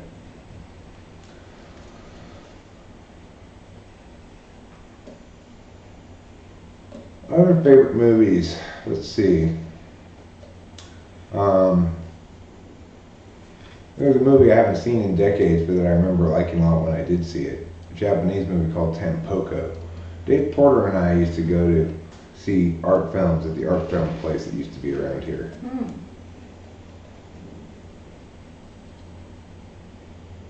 Oh my gosh, the score to Eternal Sunshine is so good, C.G. O'Connor. It really is.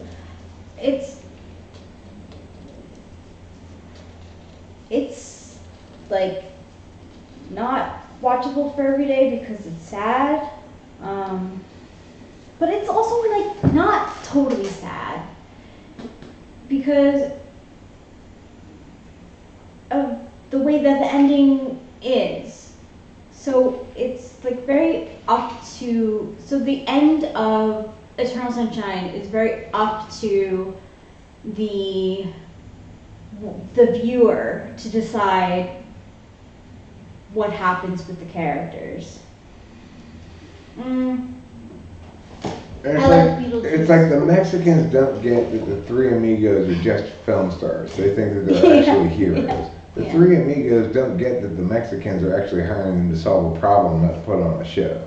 And then they get down there and finally one of them gets shot with a real bullet and he's like, "Hi! What's going on here?" The other one that we watched that I was laughing out loud was the one with Rick Moranis and the other guy and the Canadian. Oh, the Strange Brew. Yeah, Strange Brew. Strange Brew is pretty good. I like Strange Brew. Yeah, I agree. Mel Brooks doesn't age well. I never thought he was very funny, and sometime around Spaceballs, I just lost all hope for him. I don't like Spaceballs either, but I thought that I was in the minority with that. A lot of people love Spaceballs. No, I'm in the minority because I liked Cabin Boy. Sort of. A little bit. I think that got a Razzie that Yeah, year. known as one of the worst movies of all time.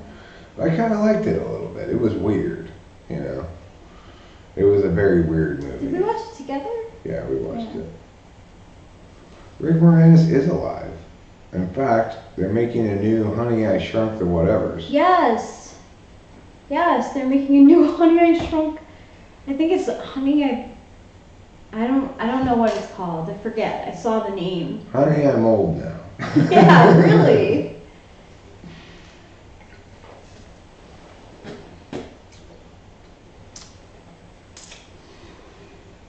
But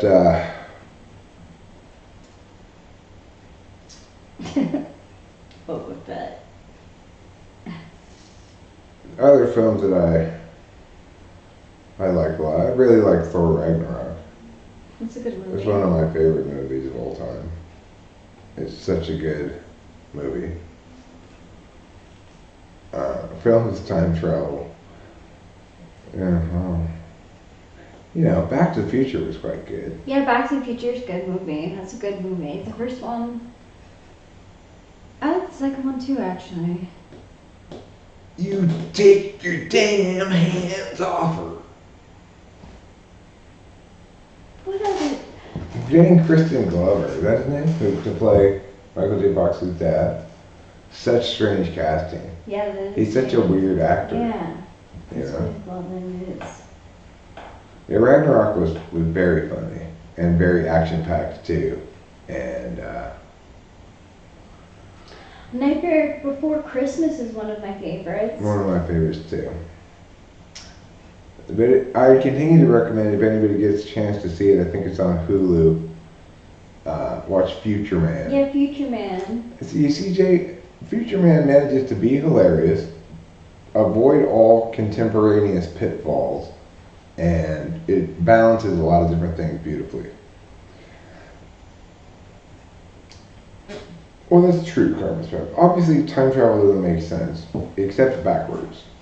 You could only even theoretically travel backwards in time, because once you travel backwards in time, then the universe would be in that time spot, and the future would yet be undetermined again, and it would have to play out again.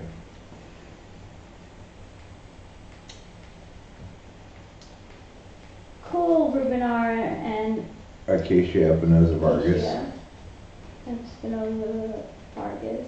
Yeah, it's well worth watching.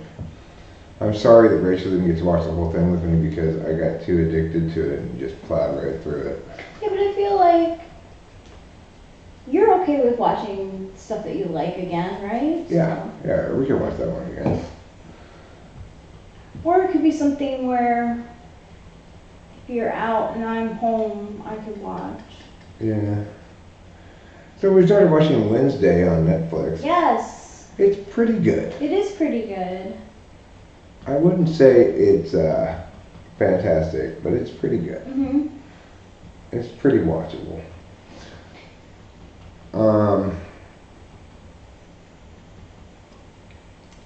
Did Tim Burton direct the movie version of the Addams Family? I don't know. I've never watched Curb Your Enthusiasm.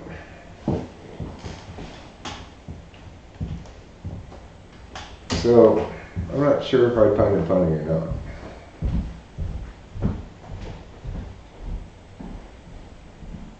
With that there, Jenna Ortega. Christina Ricci's in Wednesday. She's just not playing Wednesday. But she was the best Wednesday Addams. There's no doubt about that.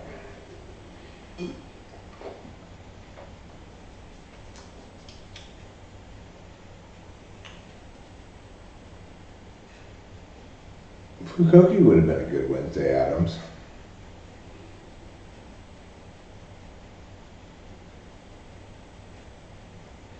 Well, I never got into the show either, but I did see the first Addams Family movie.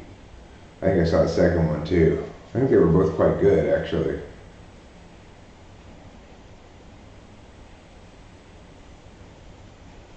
But I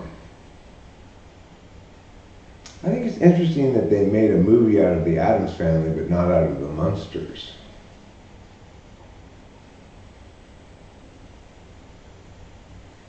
Yeah, Beetlejuice was one of my dad's favorite movies.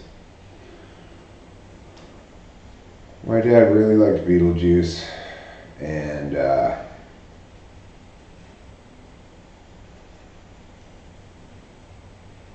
couple other movies that he liked a lot.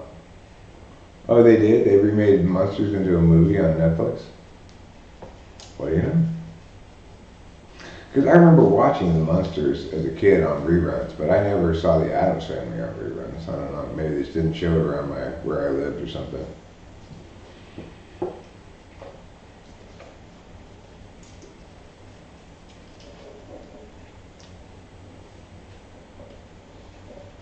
Winona Ryder's really good in Stranger Things. You know.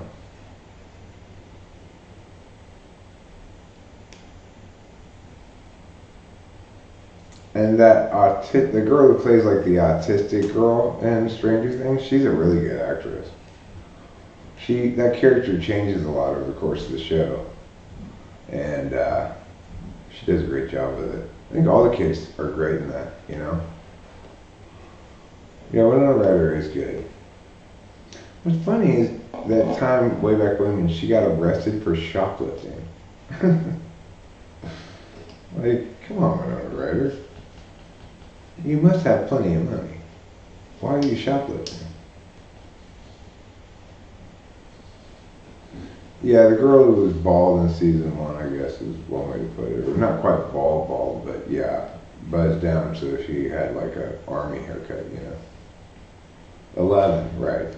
That's her name. 11. That girl's a good actress. I'm always impressed when children actors and actresses do a good job, because it's like, I feel like I could do a decent job of acting in something now, but I couldn't possibly have done so when I was a kid.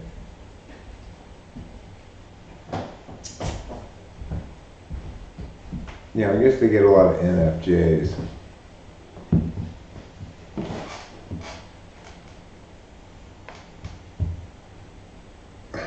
She's riding dirty. That's why she shoplifted. Who shoplifted? Winona Ryder got arrested for shoplifting a long time ago. A long time ago, yeah.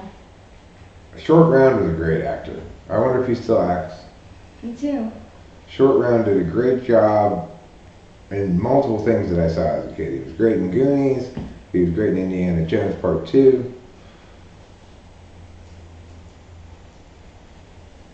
I wonder if he just talked like a normal American and they said, no, you gotta talk in this kind of Chinesey pigeon talk. That's how it is with me and the Sasquatch, you know. Sasquatch actually talks like a normal person, but I demand of him that he talk like I think a Sasquatch should talk. Reality Bites is a good movie. I like that movie. Yeah, I liked it too. I haven't seen it in a long ass time. But that was like Gen X slacker movie that wasn't slackers. Perfect, like, time capsule of, like, early 90s. And what's that movie where Vince Vaughn's in and he says, "You're all grown up, you're all grown up." Vince Vaughn? Yeah, it's got that John guy who was on Friends for a while. Is it Vince Vaughn? Swingers? Oh, Swingers. Swingers. Yeah. That was a good movie.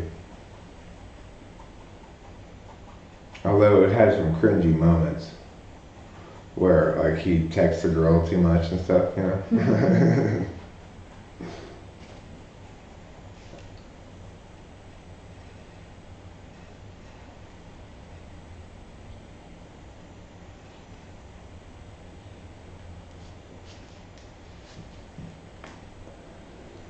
Well, I'm not surprised she got caught because, you know, stores are paying a lot of attention to their higher end merchandise to make sure nobody swipes it.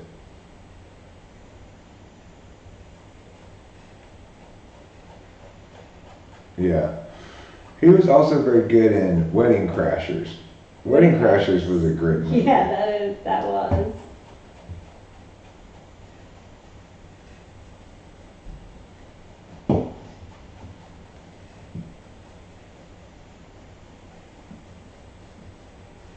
Jon Favreau, Vince Vaughn's like good friend in Swingers, like they're good friends in real life. Jon Favreau is the reason why Marvel is so big, because he made the first Iron Man.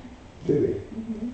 Huh. He's happy in the movies, right? Yeah. Yeah, right. He's what's Iron Man's real name?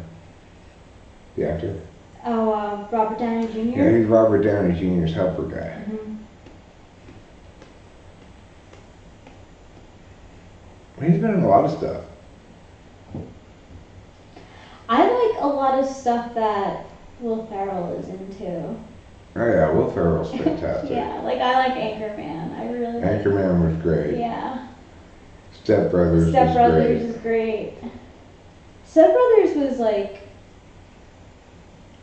Their boat video is fantastic. Boats and hoes. Boats and hoes is fantastic. That's the best. That's the best. Yeah. Yeah, I think Anchorman is a solid classic too. Yeah, the Catalina wine mixer.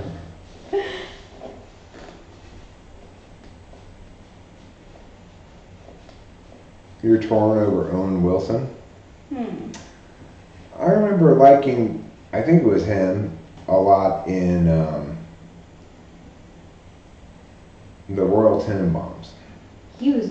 No, you're thinking about it. Oh, maybe you are. The one who Are you like thinking- stops playing tennis. That's his brother. Oh, That's his Luke bro- Wilson. That's Luke Wilson. Yeah. My bad. But Owen Wilson is in there. He plays the cowboy kid. Hmm. You know, I think one of them at least battles with depression Yeah, I think you're right. and was like on suicide watch for a while or something. Wow.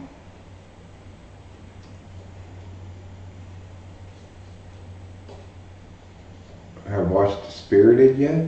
You mean like Spirited Away?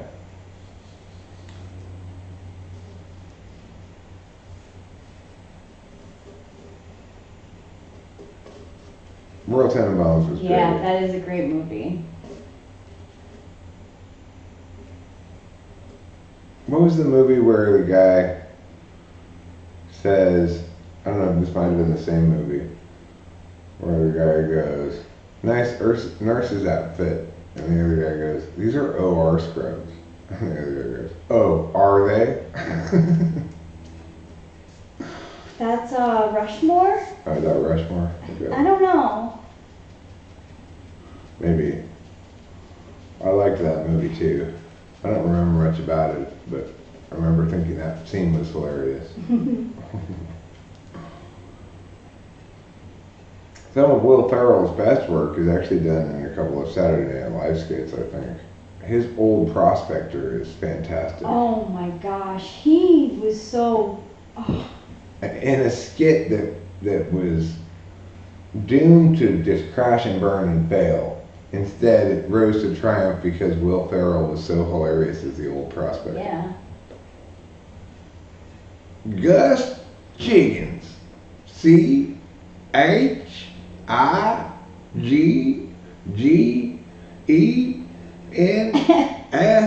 Chiggins.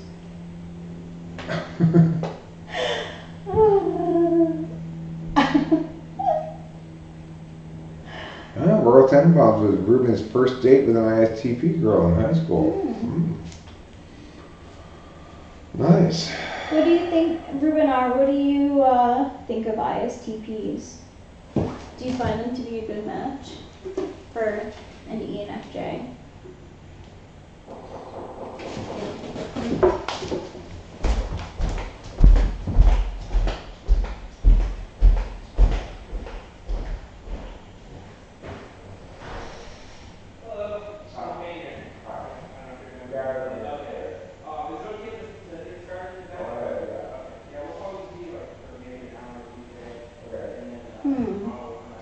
INFP, ENFJ.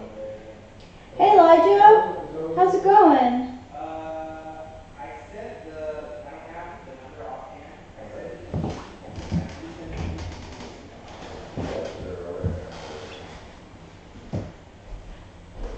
you just tell it to me. I can take it down there. Okay. It's 626.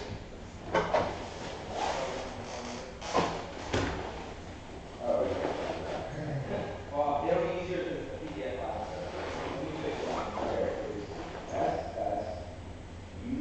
SSUAR. That's interesting, Ruben. Ruben R. says, I'm not sure if they're a good match, but I think maybe, I think I'm maybe too much for them, but I have super good chemistry with some of them. Yeah, it's ISTP ENFJ is supposed to be It's gonna come from Nickel Island going to a good match. Alright, thanks a lot. Yeah, is it open back? Yeah, you have to do your thing, we're not here.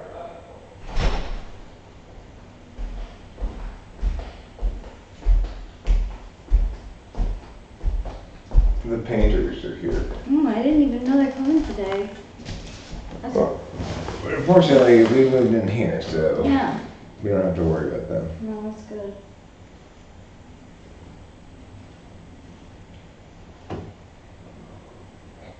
There could be many explanations of why, but many of my favorite people type as INFP.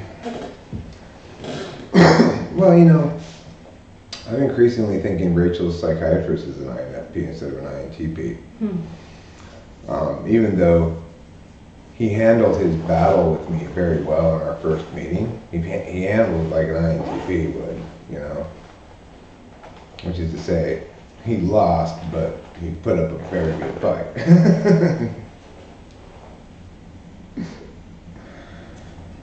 But he's so kind. Yeah. Makes me think he's an INFP maybe.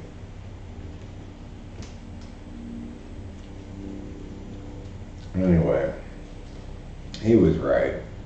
I was wrong. Nitrous oxide does cause neuropathy.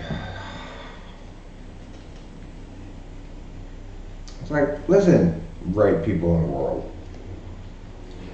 You need to be able to explain it to me to my satisfaction so that I don't operate under the assumption that you're wrong.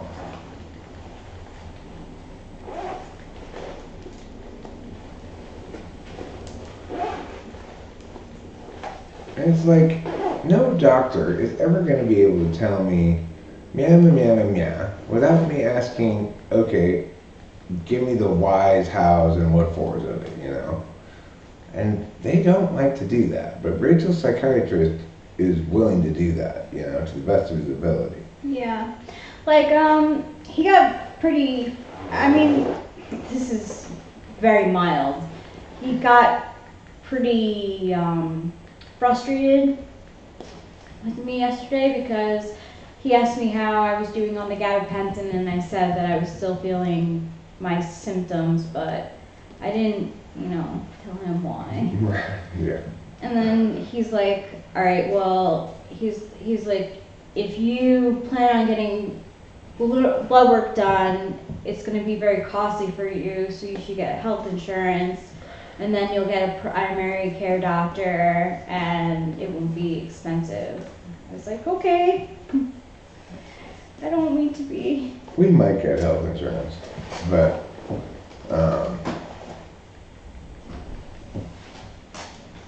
I mean, you know. you love blood? I do work. not. I love blood work.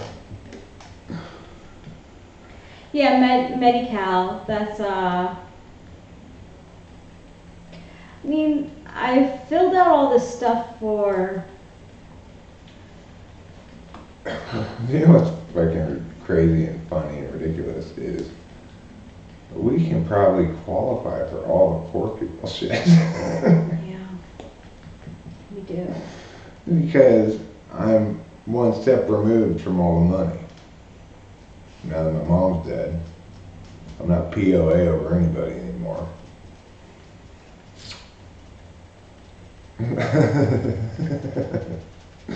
Nice, Sassoon. You know, we don't need health insurance. We need health assurance. Thank you, Sassoon. We just need to be assured that we're fine. Yeah.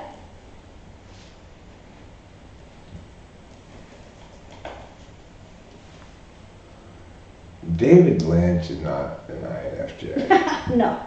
He makes too many bad artistic decisions. INTJ? Yeah, I'm much more likely to be an INTJ. David Lynch as an INTJ makes a lot of sense to me. David Lynch as an INFJ does not make sense to me.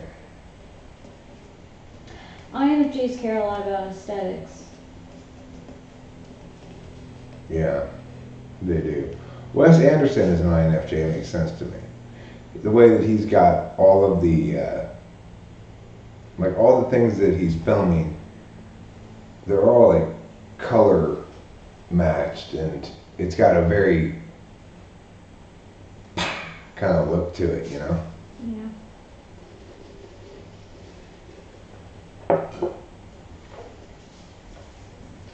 Yeah, of course they would type Lynch as INFP because they don't really understand what an INFP. David Lynch is probably too busy to be an INFP. Most deaf.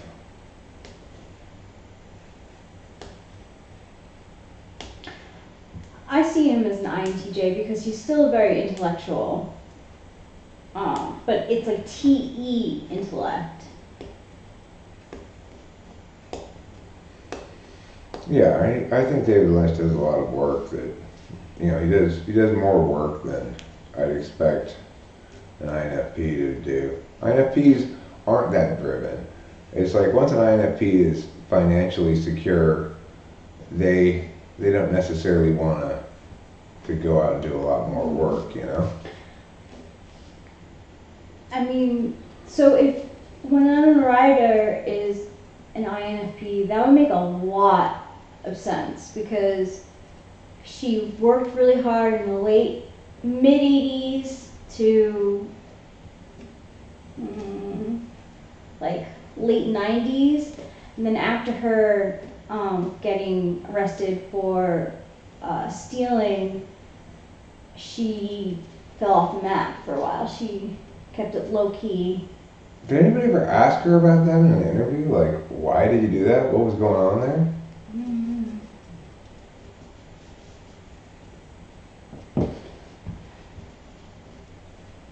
Clinton never have been depressed. That's an FI polar thing to say.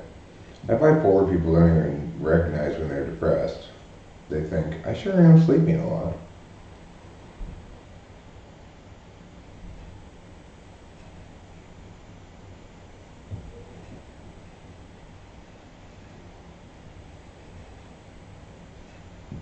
Everybody's an anomaly, huh? Well,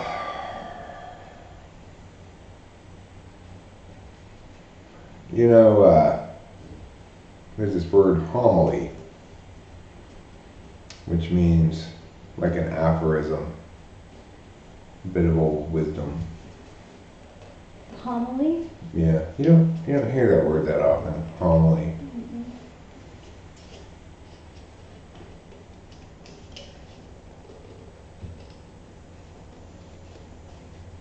Can you tolerate people who complain too much about being sad or depressed?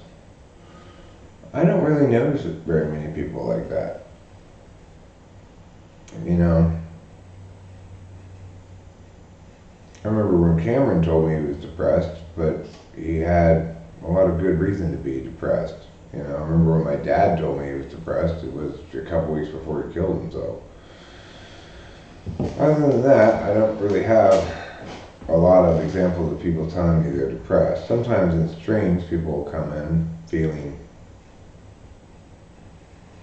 not okay, and I'll do my best to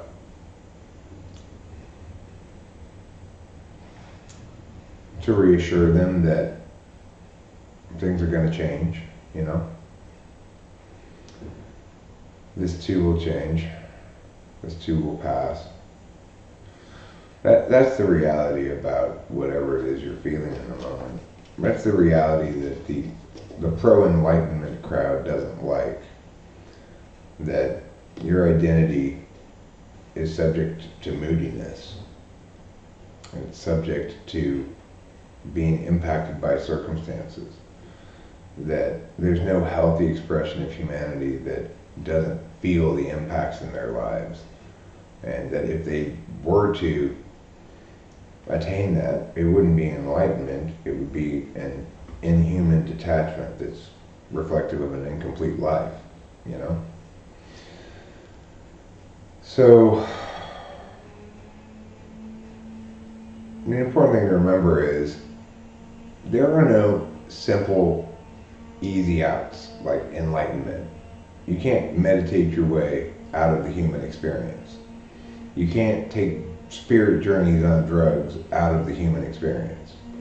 It's all part of the human experience, and as human beings, we have to understand our experience as an ongoing and varying relationship with our attention, intention, and actualities. All the good times, all the bad times, they will all pass. Human beings.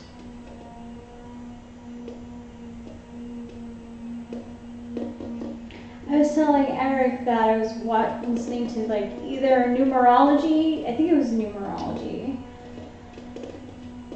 or tarot video where the woman was saying that people who are living on Earth choose one of the hardest, like as a human, choose one of the hardest jobs to do because humans are so complicated.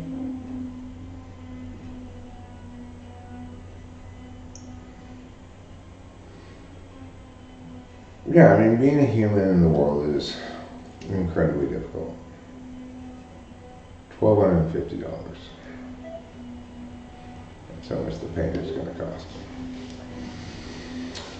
Which is about what I expected.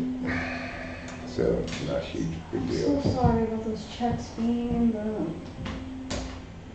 Well, we'll get them later today. I'm thinking I want to leave here in about an hour to go to the coin place, get our check, deposit it, and then come back here and maybe spend some time working on the pod and the boxes and stuff.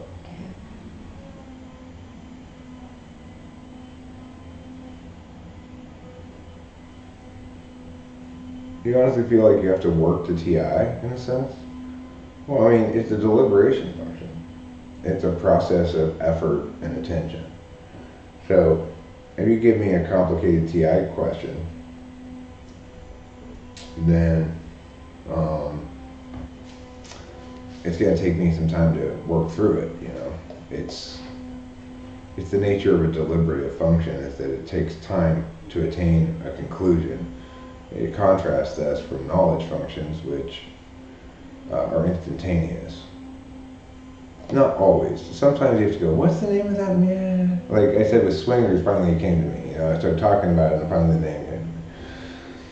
So that kind of knowledge isn't instantaneous, but you're not really doing any work. You're just trying to wait for it to,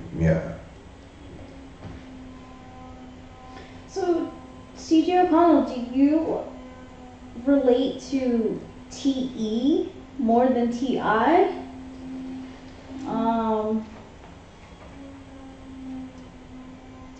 Well, I can tell you exactly how I feel about any given situation as well. That's the simplest, most primitive application of feelings. How do you feel about meow? I can tell you exactly. Like, how do you feel about your mom dying? It's a combination of relief, sadness,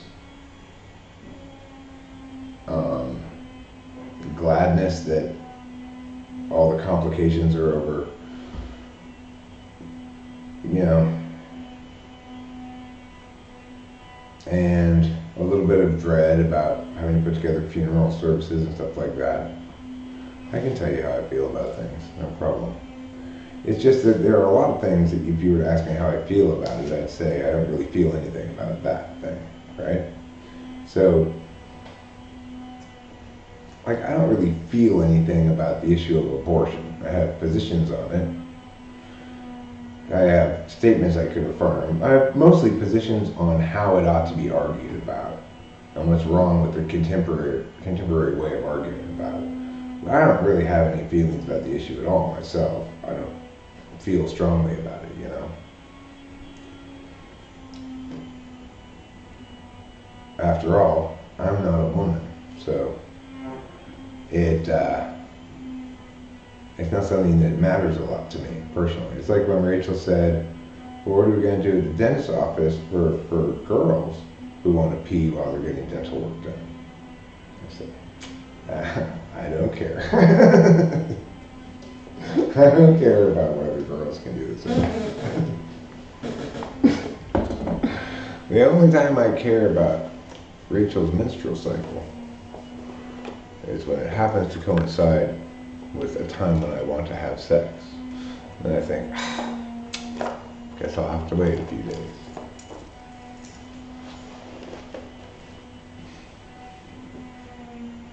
So I could argue either position. Well, I can argue the correct interpretation of it through the federal frame, the state's frame, and the status of the argument in the status quo. Like, it's an undecided issue. People are still arguing about it on both sides. It's not it's not determinate as to even what the frame is that you should apply to evaluate it. If you use a rights-based frame, it's obviously going to resolve pro-life, but it's a singularly complex issue because the rights of the individual being aborted are entirely contained within another individual's body. Normally, bodily integrity rights are very easy to calculate, but that's a unique situation that's unlike any other. There are no comparables, right, where you've got one person inside of another.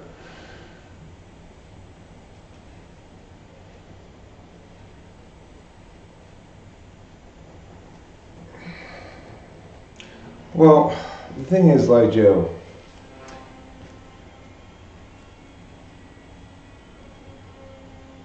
I don't anticipate my daughter getting an abortion.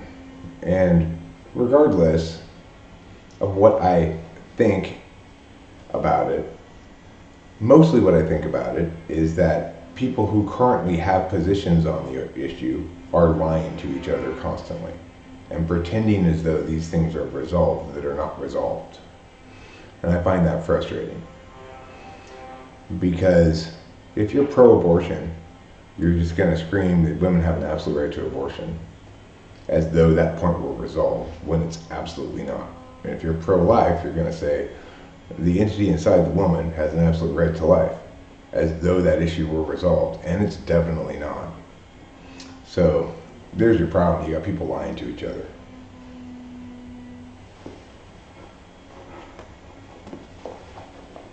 Nothing good happens when people lie to each other.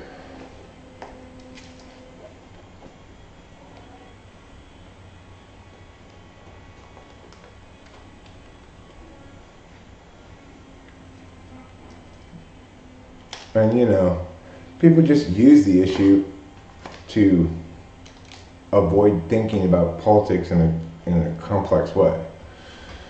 Well, I'm just going to vote on who's the most pro-choice. Is like, you should not be voting. I'm just going to vote on who's the most pro-life. You should not be voting. No.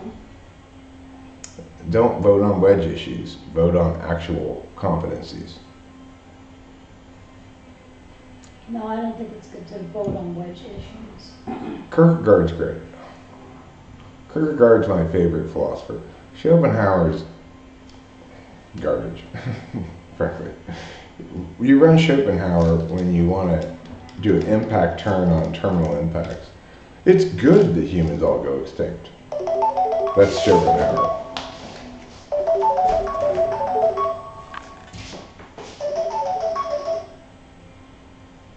Hello? Hi, good afternoon. May I speak to Eric, please? This is he. Hi, Eric. This is Leo calling. I'm a funeral arranger from Pierce Brothers Mortuary. Okay. I'm calling to look into setting up an appointment with you for going over funeral arrangements for Jane Strauss. Okay. Okay. I have tomorrow at 2 p.m. available, if that works for you. Yeah, that works fine. Okay. And do you have just one location? So if I Google Pierce Brothers, it's going to be for every place? Or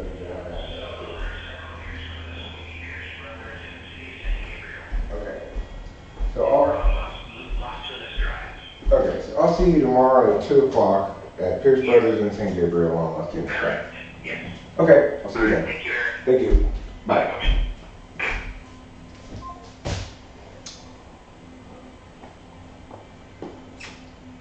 It was about Lulu.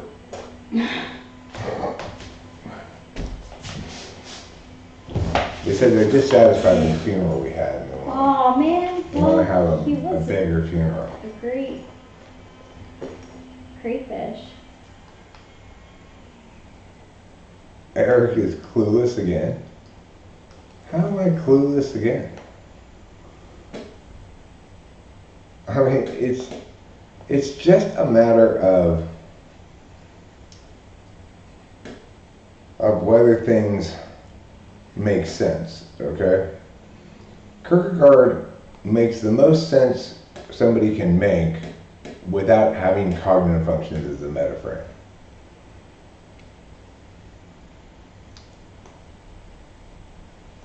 Because Kierkegaard understands the limits of language.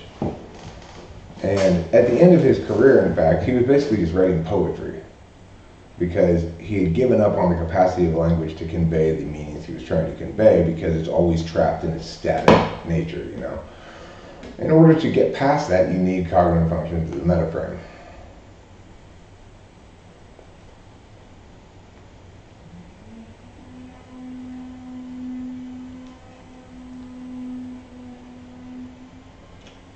I mean, the most sensible thing Kierkegaard ever said, he said at the very beginning of one of his, I think it's Being in Time, he said, "We are thrown into the world unawares."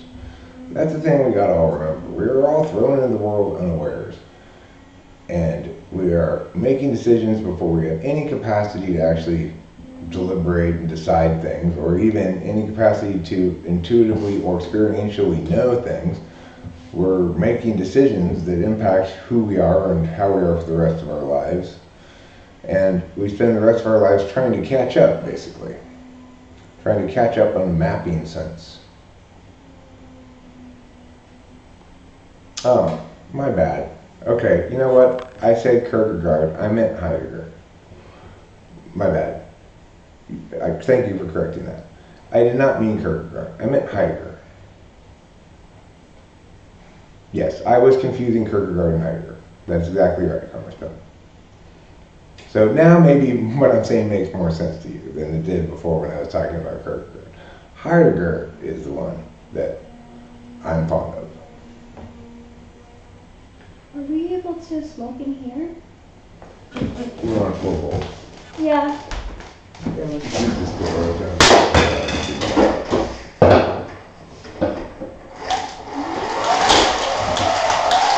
Now that the sun's gone down a little bit more, we can pull this up.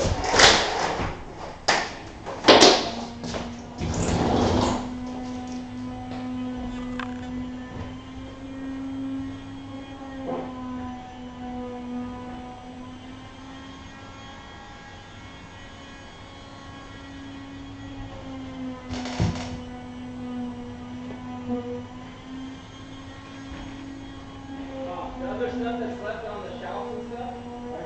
Oh, okay. Yeah, I was gonna say I didn't want to stick it outside. It's like it's still. Okay, yeah. You have to do before long.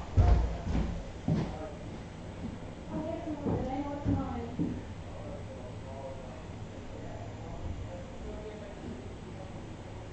Yeah, of course. We're not using it for anymore.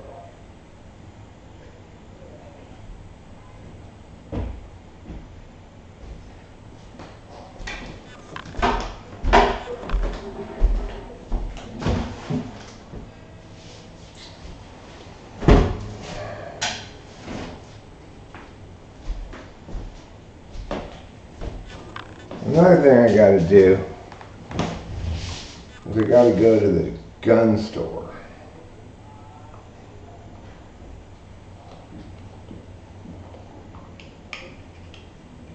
No, you're not wrong to assume he's pessimistic. He's like Nietzsche but less dumb.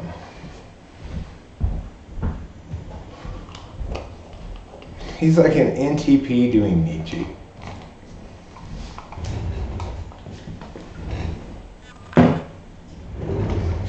Whereas like Nietzsche is just plain just dumb. Nietzsche's for kids, you know. The only people who respect Friedrich Nietzsche are children.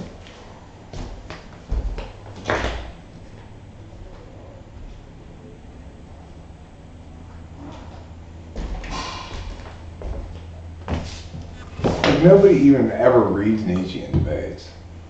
That's how you know he's weak as fuck. Nobody ever reads him. Nobody ever reads any Nietzsche cards. Because there's no good arguments, you know.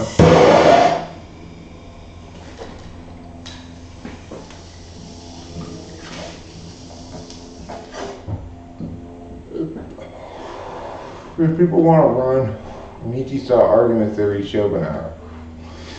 There's Schopenhauer cards instead, you know.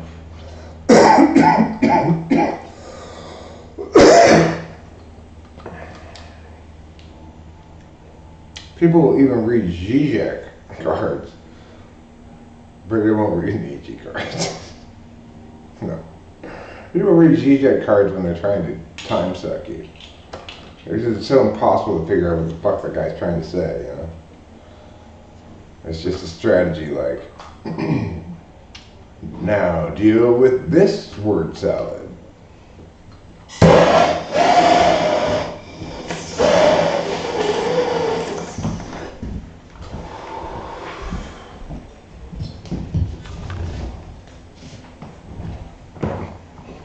People read Foucault fairly often. Talk about a moron. Foucault is your classic ENFP philosopher. Just a complete tard. I mean, just as retarded as anybody could possibly get. ENFPs need to stay as far away from philosophy as they possibly can. They've got no business doing any kind of TI shit.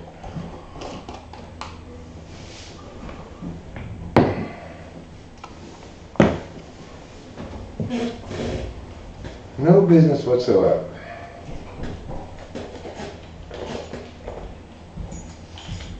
Here's my muscles show. Oh, I nearly ripped the fabric of my jacket. It was this close to just tearing right through my jacket with my massive bicep. Then where would we be? Then what would happen? Then what would we all say? Yeah, I know. Speaking of things I better register, I have this gun I inherited and that I'm not happy with. You know, it's like, this is not the gun I wanted.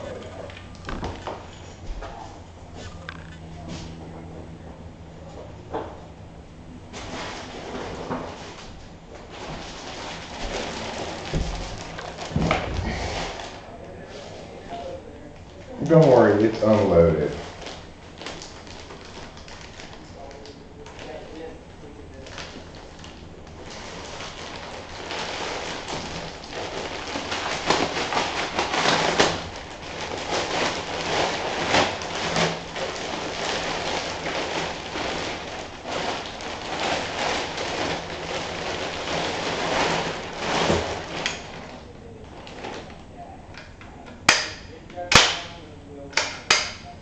It's kind of like the gun I remember, but not quite the same. Cameron unloaded it, so I'm confident it's unloaded. It turns out it has a magazine down here at the bottom that you can put more bullets into. And that all of a sudden it makes it more complicated than I want.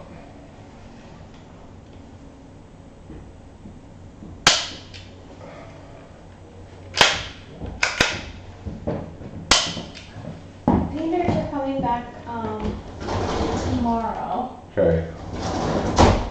They said around noon time.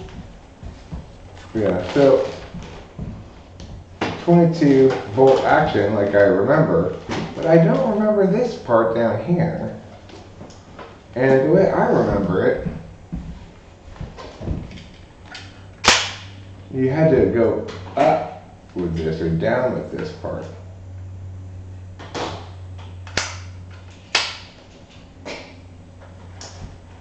Oh, see, here's the magazine, right? You can put little bullets in here. And I guess it probably like automatically goes up into the other part. I'm not sure. I'm a little scared of guns, you know, and I don't trust myself all that much with something that's dangerous, but at least it's just a 22 rifle. And I guess now that I've played with it a little bit more, I'll probably just keep this one. I don't know.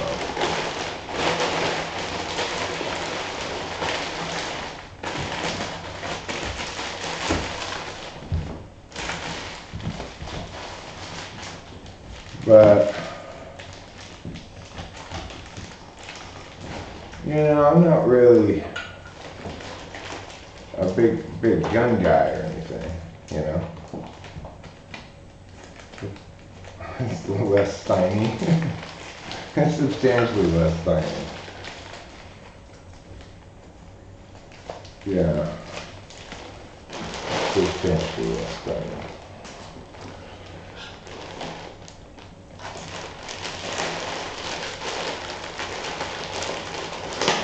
I don't know, I think this is quite an old gun, but I'm not really sure, you know. I could be wrong.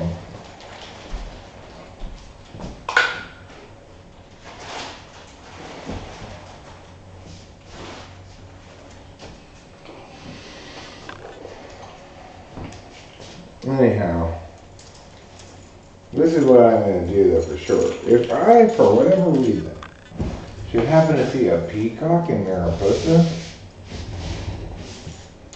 I'd shoot that thing dead. And I'd be like, no thank you, peacocks. I do not want any more of your time, energy, attention, favor, whatever. Seem more like a revolver guy. I mean, I don't feel like a gun guy at all, you know. I've never been, I've never purchased a gun. I'm 51 years old. I've had a whole lifetime of time in which I could have purchased a gun. I never did. I never even came close to purchasing a gun. Just because I thought, what do I need a gun for? You know? I like the idea of hunting, but I know I don't like the actuality of it.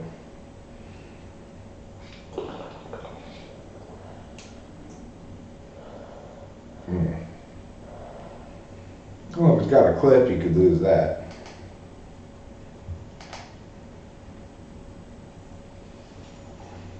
So,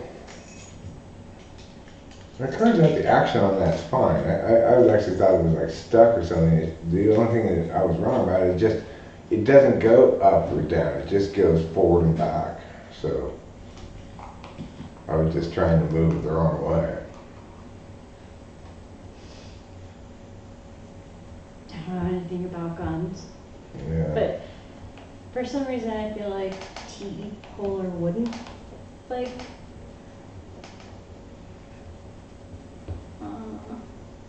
be, I don't know. Some of my best fishing trips are trips where I don't catch any fish. If I do catch fish and I can get them off the hook easy and let them go, great. I don't like killing fish, you know.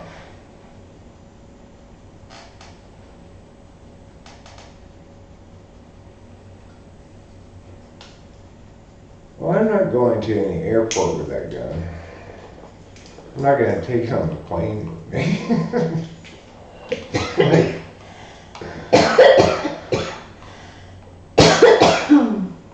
Can you imagine like just going up to the TSC, anything with a loaded rifle in your hand? Be like, it's cool if I bring this on the plane, right? Oh, don't worry, it's just a 22.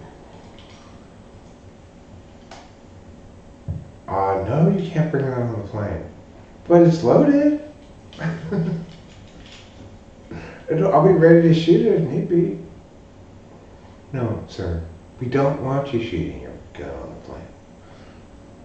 But what if there's a fly? Yeah, what if there's a fly?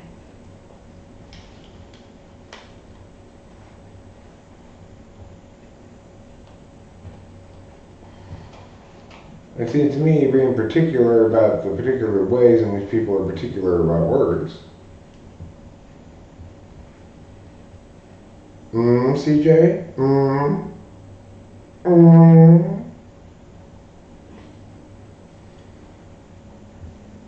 No. I did successfully fly with meth once. I successfully got it through and to the other side in my bag. Wasn't very much, but I successfully flew with it one time.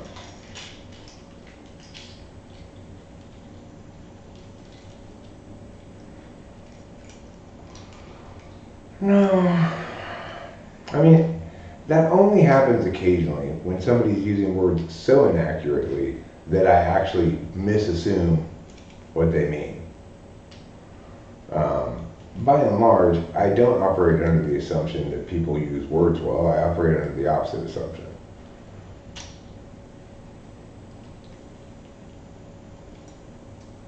So I talk pretty freely around here, but I think I probably dumb down my engagement with most people that I talk to in the regular world. Like, I don't bother trying to explain cognitive functions to people anymore. Right? Maybe at one point I had a bit of an evangelical spirit, but it's long gone because to begin with, you're dealing with people who, first you have to explain to them that word usage is different than what they think it is. Because by and large, most people think words represent objects in the world and or actualities in the world. The difference between words and objects is that words are just symbols and they represent something real. But only some words represent objects in the world. Lots of words instead represent logics of words and the rules, protocols, and so forth of mapping. And so what happens is you get people who think that pi existed, the number pi existed before humans existed because circles have inherently in them this quality of pi r squared, right? Of course, that's ridiculous. Pi and r and squared and all those measurements and stuff are all human endeavors. Circles don't exist except that humans designate them distinct by their circularity. The observer always comes first. So people forget that. They think that they can understand things that cannot be observed with word games. And they can't, obviously.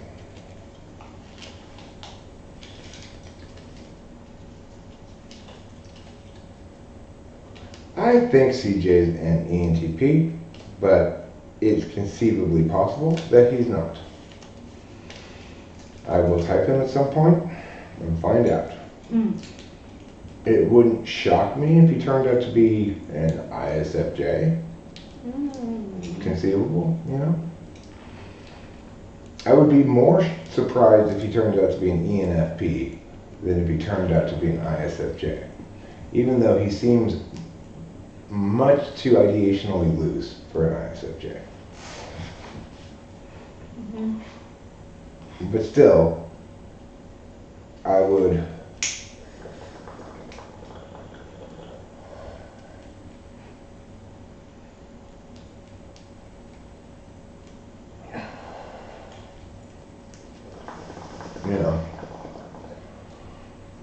I'm pretty sure you're Alpha Quadra. And you're not an ESFJ. Okay? And you could be an IHP, an EHP, or an ISFJ. I am pretty damn convinced you're one of those three types.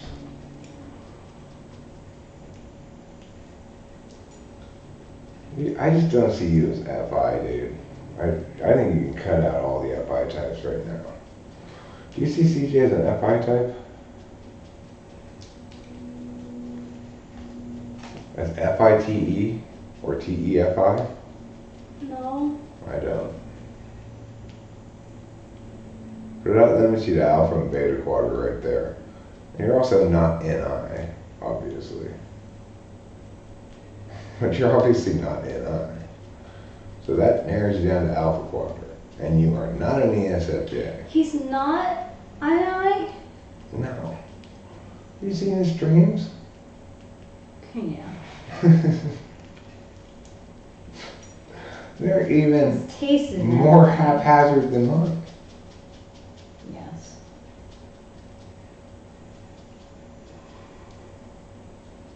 And if you watch him doodling on the guitar, he's not NI. He's not playing around with the guitar the way an NI person plays around with the guitar, which I've seen plenty of times with Corey playing around with the guitar. It's a different thing. Like NI people, they latch on to one thing and they keep trying to get it perfected, yeah. you know? Mm-hmm.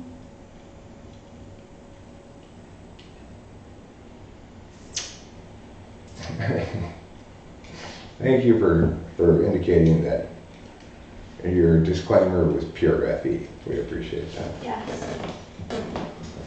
Why, that's the best kind of disclaimer. Purely for show. It's like, FE questions are like the questions about my mom and our visiting her and stuff. We know the nursing home people judged us, you know, for not being there that much compared to my dad who was there all the time. At least for a lot of stretches of time. But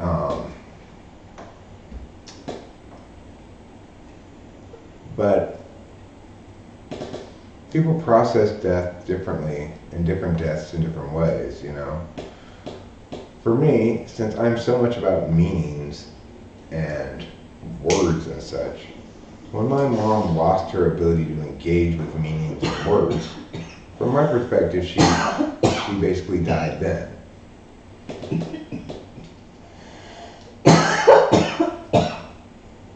And I've long ago came to terms with this inevitability, eventuality, and not a super long time ago, but not super recently, I began actively wanting her to hurry up because her existence was getting worse and worse, and it hurt me more and more to see her, and I just wanted her to be done with her suffering, you know?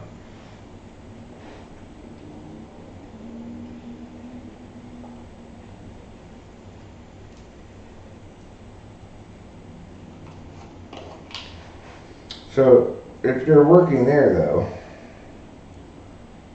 your understanding of these individuals is just as they are now, and your understanding of interacting with them is presence, you know, because that's your job. And you didn't know my mom when she was my mom. And such parties don't see there as being anything less worthy of love, my mom in her demented final days, than there was of my mom when she was in her prime. But I do. I see her as no longer something to be celebrated, but something to be mourned. Yeah. So, of course the nursing home people are going to judge me. And that's fine. Yeah. If they didn't judge me, they probably wouldn't be the right people for that job.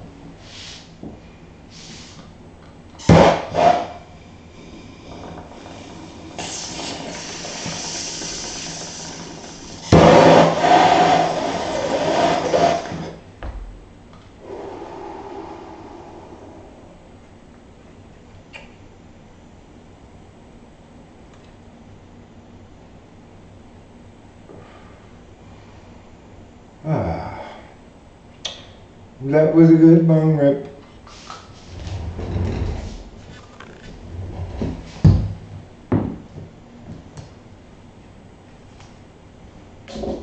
So, you know, today's a weird day.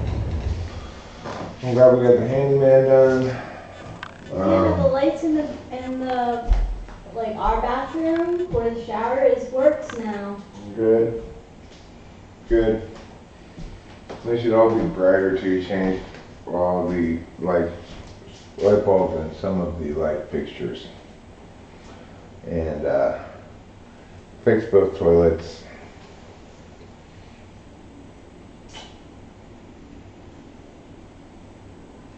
Yeah.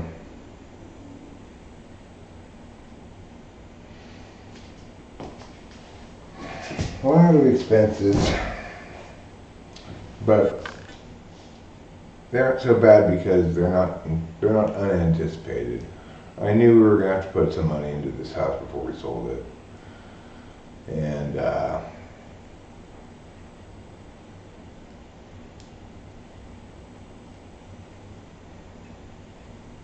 I'm okay with it, you know.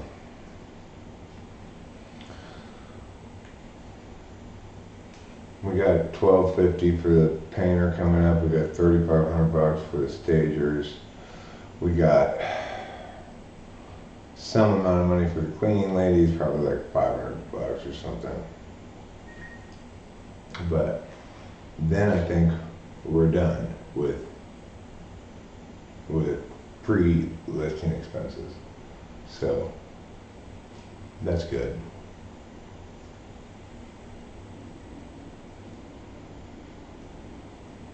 And we got the gardener was $150 coming on Saturday. I owe Cameron like $600.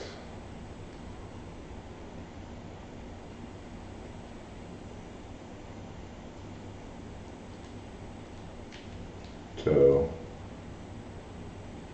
you know, having to pay people a lot of money for things sucks, but is what you have to do to sell a house. We also got a funeral coming up. Gotta meet that guy tomorrow too.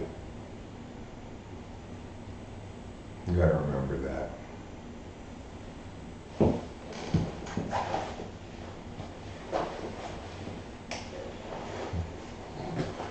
Yeah, Ruben, you're right about that one for sure. CJ says people are using words, and I'm not sure if people are using words in the careful way that we are. And in parentheses, if I'm so bold as to include myself.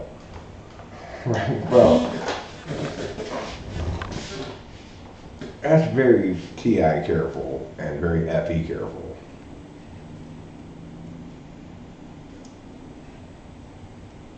And the fact that it came after it would be suggested that it's TI that questioned the legitimacy of the claim implicit, and then FE that corrected. Am I planning on going to Missouri? Yeah, after my mom's local memorial service, and after we complete our move to Mariposa, I'll get my real ID from California because I have my original birth certificate now, and then I will schedule the funeral in Missouri, where we're going to bury both my mom and my dad in their urns full of ashes next to each other in their plots. And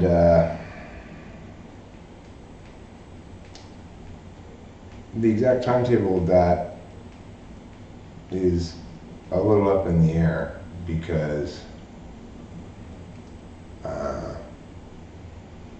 it's contingent on when this house sells.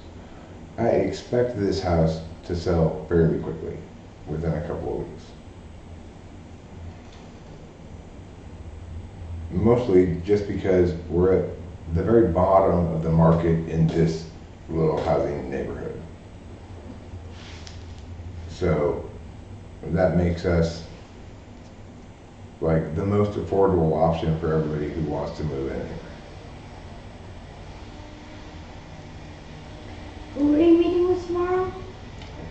Pierce Brothers, funeral people.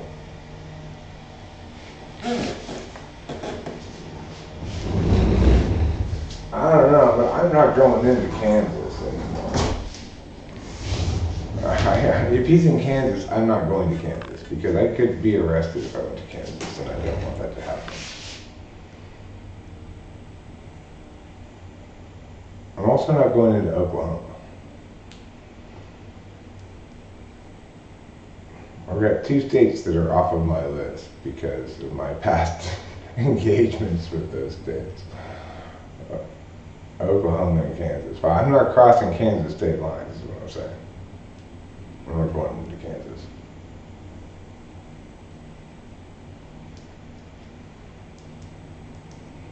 If he wants to visit me in Missouri, I'll drive to the edge of Missouri, get a hotel room there and meet him there. That'd be fine. But I will not go into Kansas. Because I don't want to be arrested on federal goose molestation charges.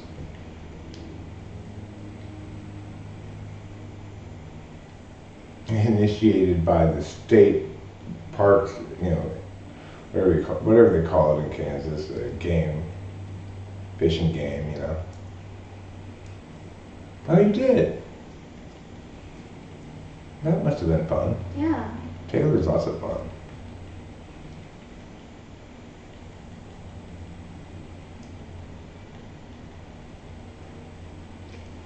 Did Taylor say he wanted to meet up with Eric? Oh, I'm sure we'd want to meet up if we're near. Missouri, Yeah, I would like to. Yes, I would. It's gonna be tough to have fun that we want to have in a hotel room. It would be tough to. Right. We might have to, I don't know. We'll have to talk about it and think about it. Because Taylor and I like to party. Only like gonna half participate. But it'd be fun for me anyway. Taylor and I like to party. That is true, yes it is. That is true, yes it is. We have fun partying together like 2 couple of kids. Where's my light bulb? That's not a bad idea. No, it's a good idea. Yeah. You're full of good ideas.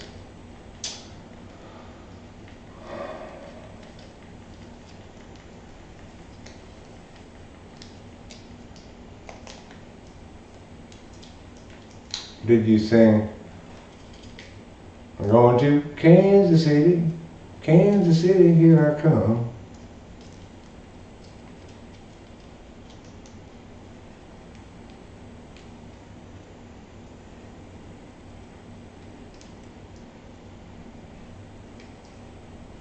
What you said right there, CJ O'Connell, sounds TI. Yeah, sounds totally yeah. How is TE not objective if not more so? TE is not objective because the optimum outcome is always arbitrary and subjective. The example I've given recently was in the World Cup when I was watching the game. I didn't want to leave the game long enough to go pee in the bathroom, so I peed in this soup bowl thing that we had gotten soup in the day before. This disposable soup bowl thing, and then I went and poured it into the toilet right away, and then I came back and watched the game. So what was the optimal TE there was a compromise of various things. I successfully avoided missing too much of the game, but I also didn't just leave the pee there where I might knock it over. I went and poured it out right away because that part of the job, just putting the pee into the toilet and flushing it, only takes a second. But standing there and peeing takes longer. So in that case, if you say, well, that was objectively the best decision, Eric. Well, it was only objectively the best decision if I'm worried about myself knocking over a bucket of pee. If my primary concern is watching all of the game and having no chance of missing a goal, then I should just leave the bucket of pee in the middle of a very solid surface where it's not possibly going to get knocked over by me, but it's not out of view of the TV. But I didn't want to worry about dealing with it later, so I also decided at that point just to empty it in the toilet, right? It wasn't objectively the right decision because it's impossible to say what objectively the right decision is when your metric for success is entirely subjective.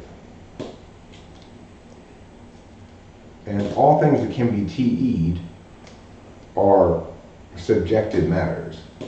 When the guy came to fix the toilet, he did so because I offered to pay him to do it. And the goal was that the toilet not be broken anymore.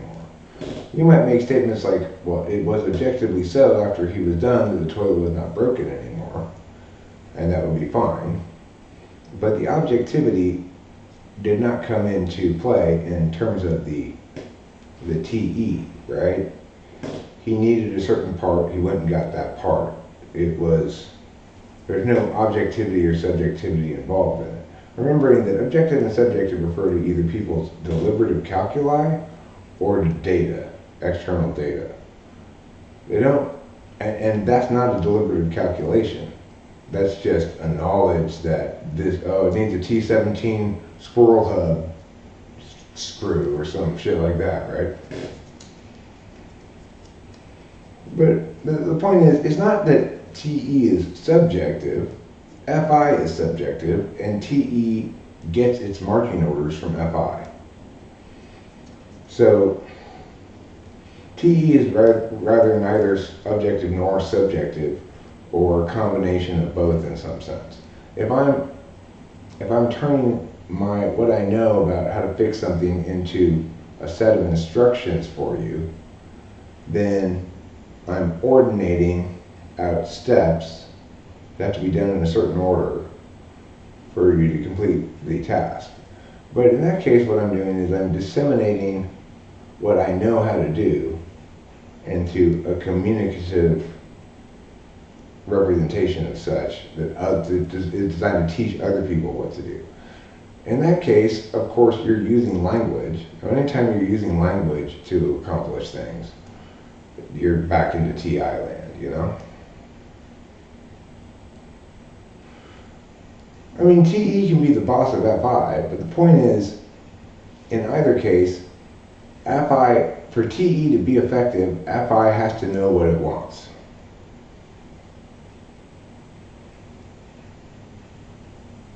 Yeah, TE is figuring out the logics of non-human systems. I mix up TE and SE a lot.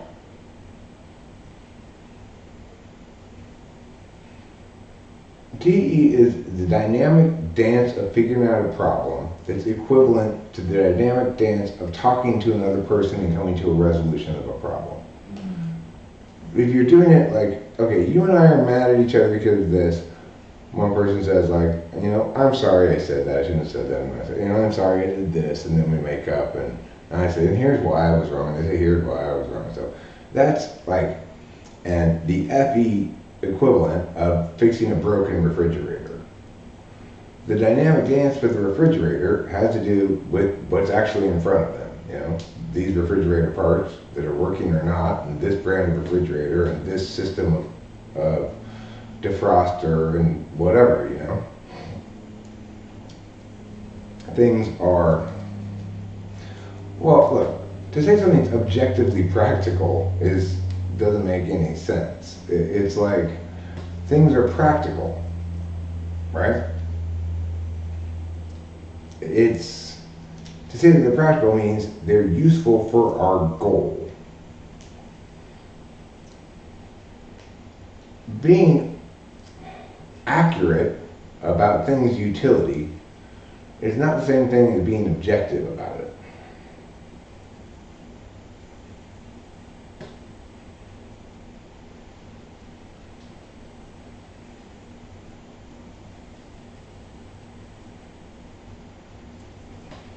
The reason being that there are certain kinds of claim that aren't really open to the status of unresolved.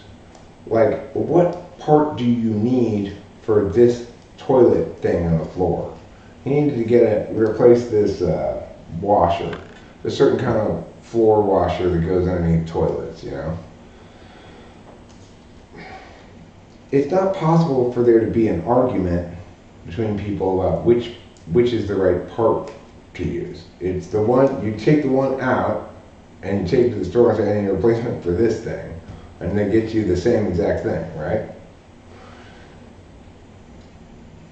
It might be made wrong slightly and not fit. It might be not possible to get that part anymore, in which case you gotta get some substitute that's not as good or whatever.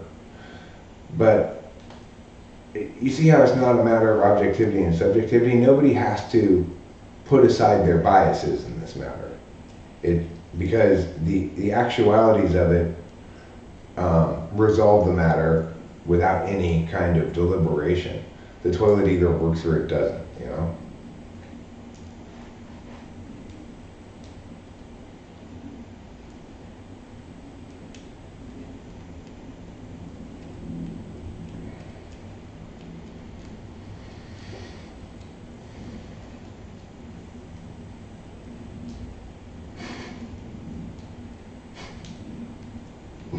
As long as it's somebody else's, right, Ruben?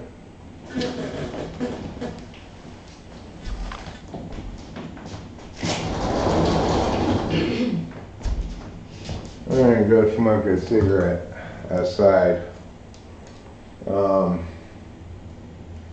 Probably after I come back in, maybe after, what's that? What do I have on the Probably calendar? what I set up for tomorrow. Because I set a reminder for. Yeah, you're right. I don't know why it sends me a reminder now for tomorrow, Tuesday. But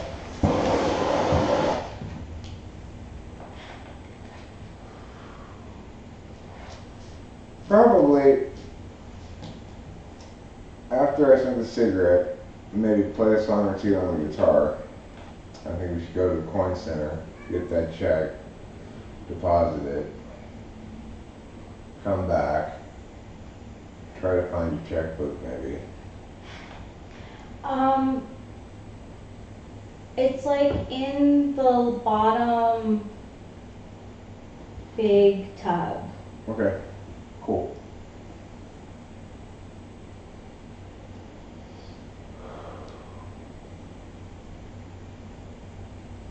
And maybe Cameron will call when he's done with whatever he's got going on today and say he wants to do the pods thing, and maybe we can hammer that out.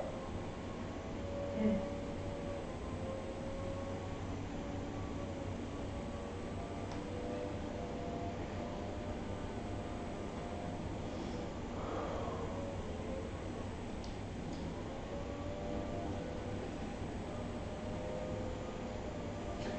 It's funny how like things work out. Like if we had stayed longer at Cameron's house, we would have gotten a phone call while being at his place. Which,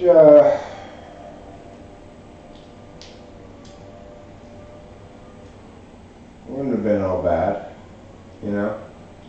But I'm glad we got it at home. Cameron's place is so neat and tidy. Yeah, it is. He's got a small pad. He's got it arranged really well, you know, like he's got all his objects just as he wants them. Hey, Rooney Fox. He's got his Scion's floor mat in the bathroom, which I'm sure makes a fantastic bathroom floor mat, you know? Because those car floor mats are made for people to get into the car with their wet, muddy shoes and stuff. Yep. I was thinking, I was like, that must absorb so much water. Oh, welcome inside, Trouble Bubble. Everyone see him? Look at that little booty.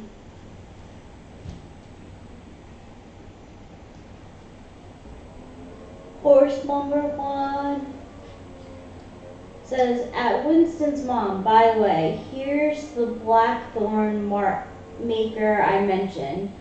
Link. I hope I can arrange to apprentice, I can't say that word. Apprenticeship? I can't, to apprentice with him someday. He wishes he had 3, but can't afford one yet. You had 3 what? Apprentices. Rubenash says, by the way, we had someone fix the leaking kitchen sink. SE child wanted that impact for itself, but I think it was the best way to TE get the task done. Yeah, well, that's really FE. That's what happens when you FE something instead of TEing, is you ask somebody else to do it.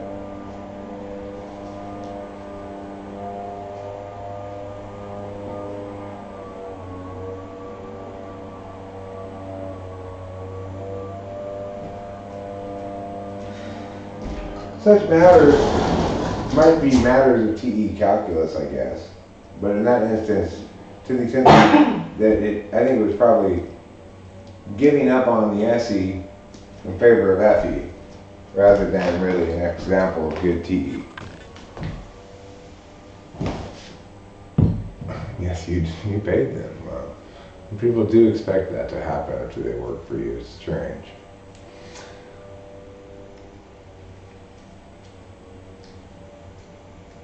Fortunately, somebody's blowing some leaves. Because, as Rachel and I know from living in this house for 3 years now, people around here have staggered their leaf blower appointments such that there's always a leaf blower on. Which is one of the many features of this beautiful home. Along with nature's most prolific shit producers. Yeah. The fire station being right over there. And you hear sirens going all hours of the night, you know. Helicopters flying overhead. And the arboretum, the light shows. And you get all these events where the streets become just ridiculously crowded and there's no parking anywhere.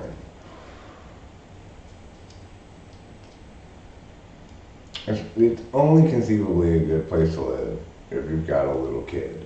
It's a good place to raise a little kid, you know. But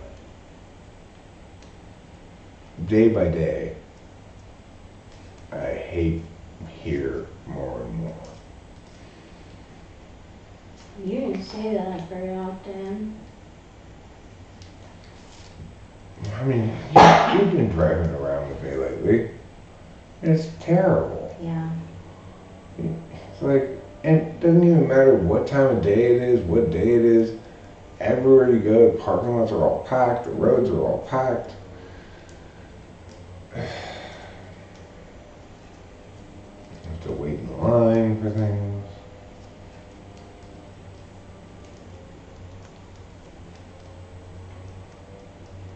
Like, Rachel and I are going to have to go pretty soon to go get down to the coin store so we can get moving on that thing. Make me feel just generally better to have a little more cushion in our bank account, you know.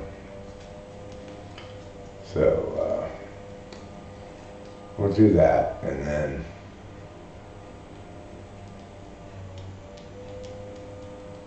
we'll come back here and do a little stuff with the pod, I think.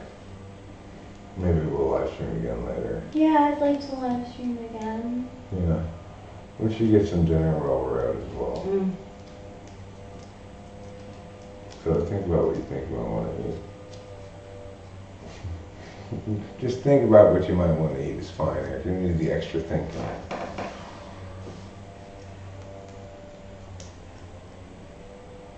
Popeyes came to mind right away. Popeyes came to mind for me too right away, actually. No, we're gonna go to Popeyes. We're not gonna go to Five Guys. Five Guys is pretty far away from us, actually. We don't have one very close to us. And,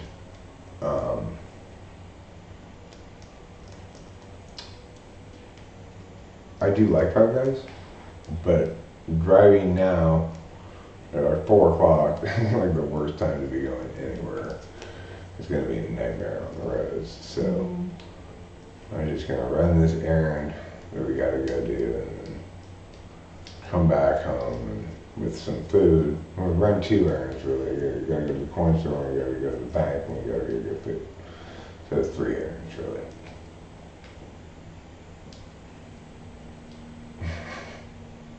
A wheelbarrow full of fries is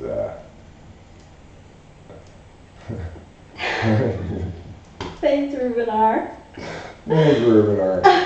I tell you, I too would have been happy to spend $5 on that fantastic joke. I would have been like, that was Yeah. $5 well spent because I just made that fantastic joke. It's good stuff.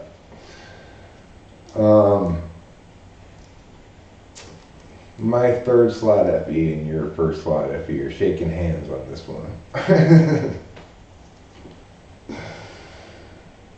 So anyway, we gotta go do those errands, and I do plan to live stream again later. How's it going, Jack? Meow. Well, yeah, TE does evaluate objective data in its process, right? It does. There's no doubt about that. But FI also evaluates objective data, but makes an entirely subjective calculation about it. So when you ask, well, what kind of calculations is TE doing with the objective data, you realize they're not doing calculations. It's engaging with their knowledge function. They either know something or have to look it up, you know?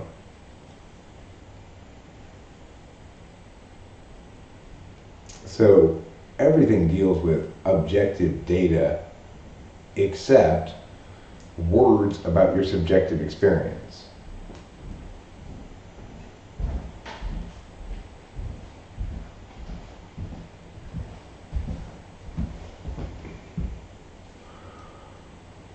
A blackthorn cane, huh? Well, that does sound appealing.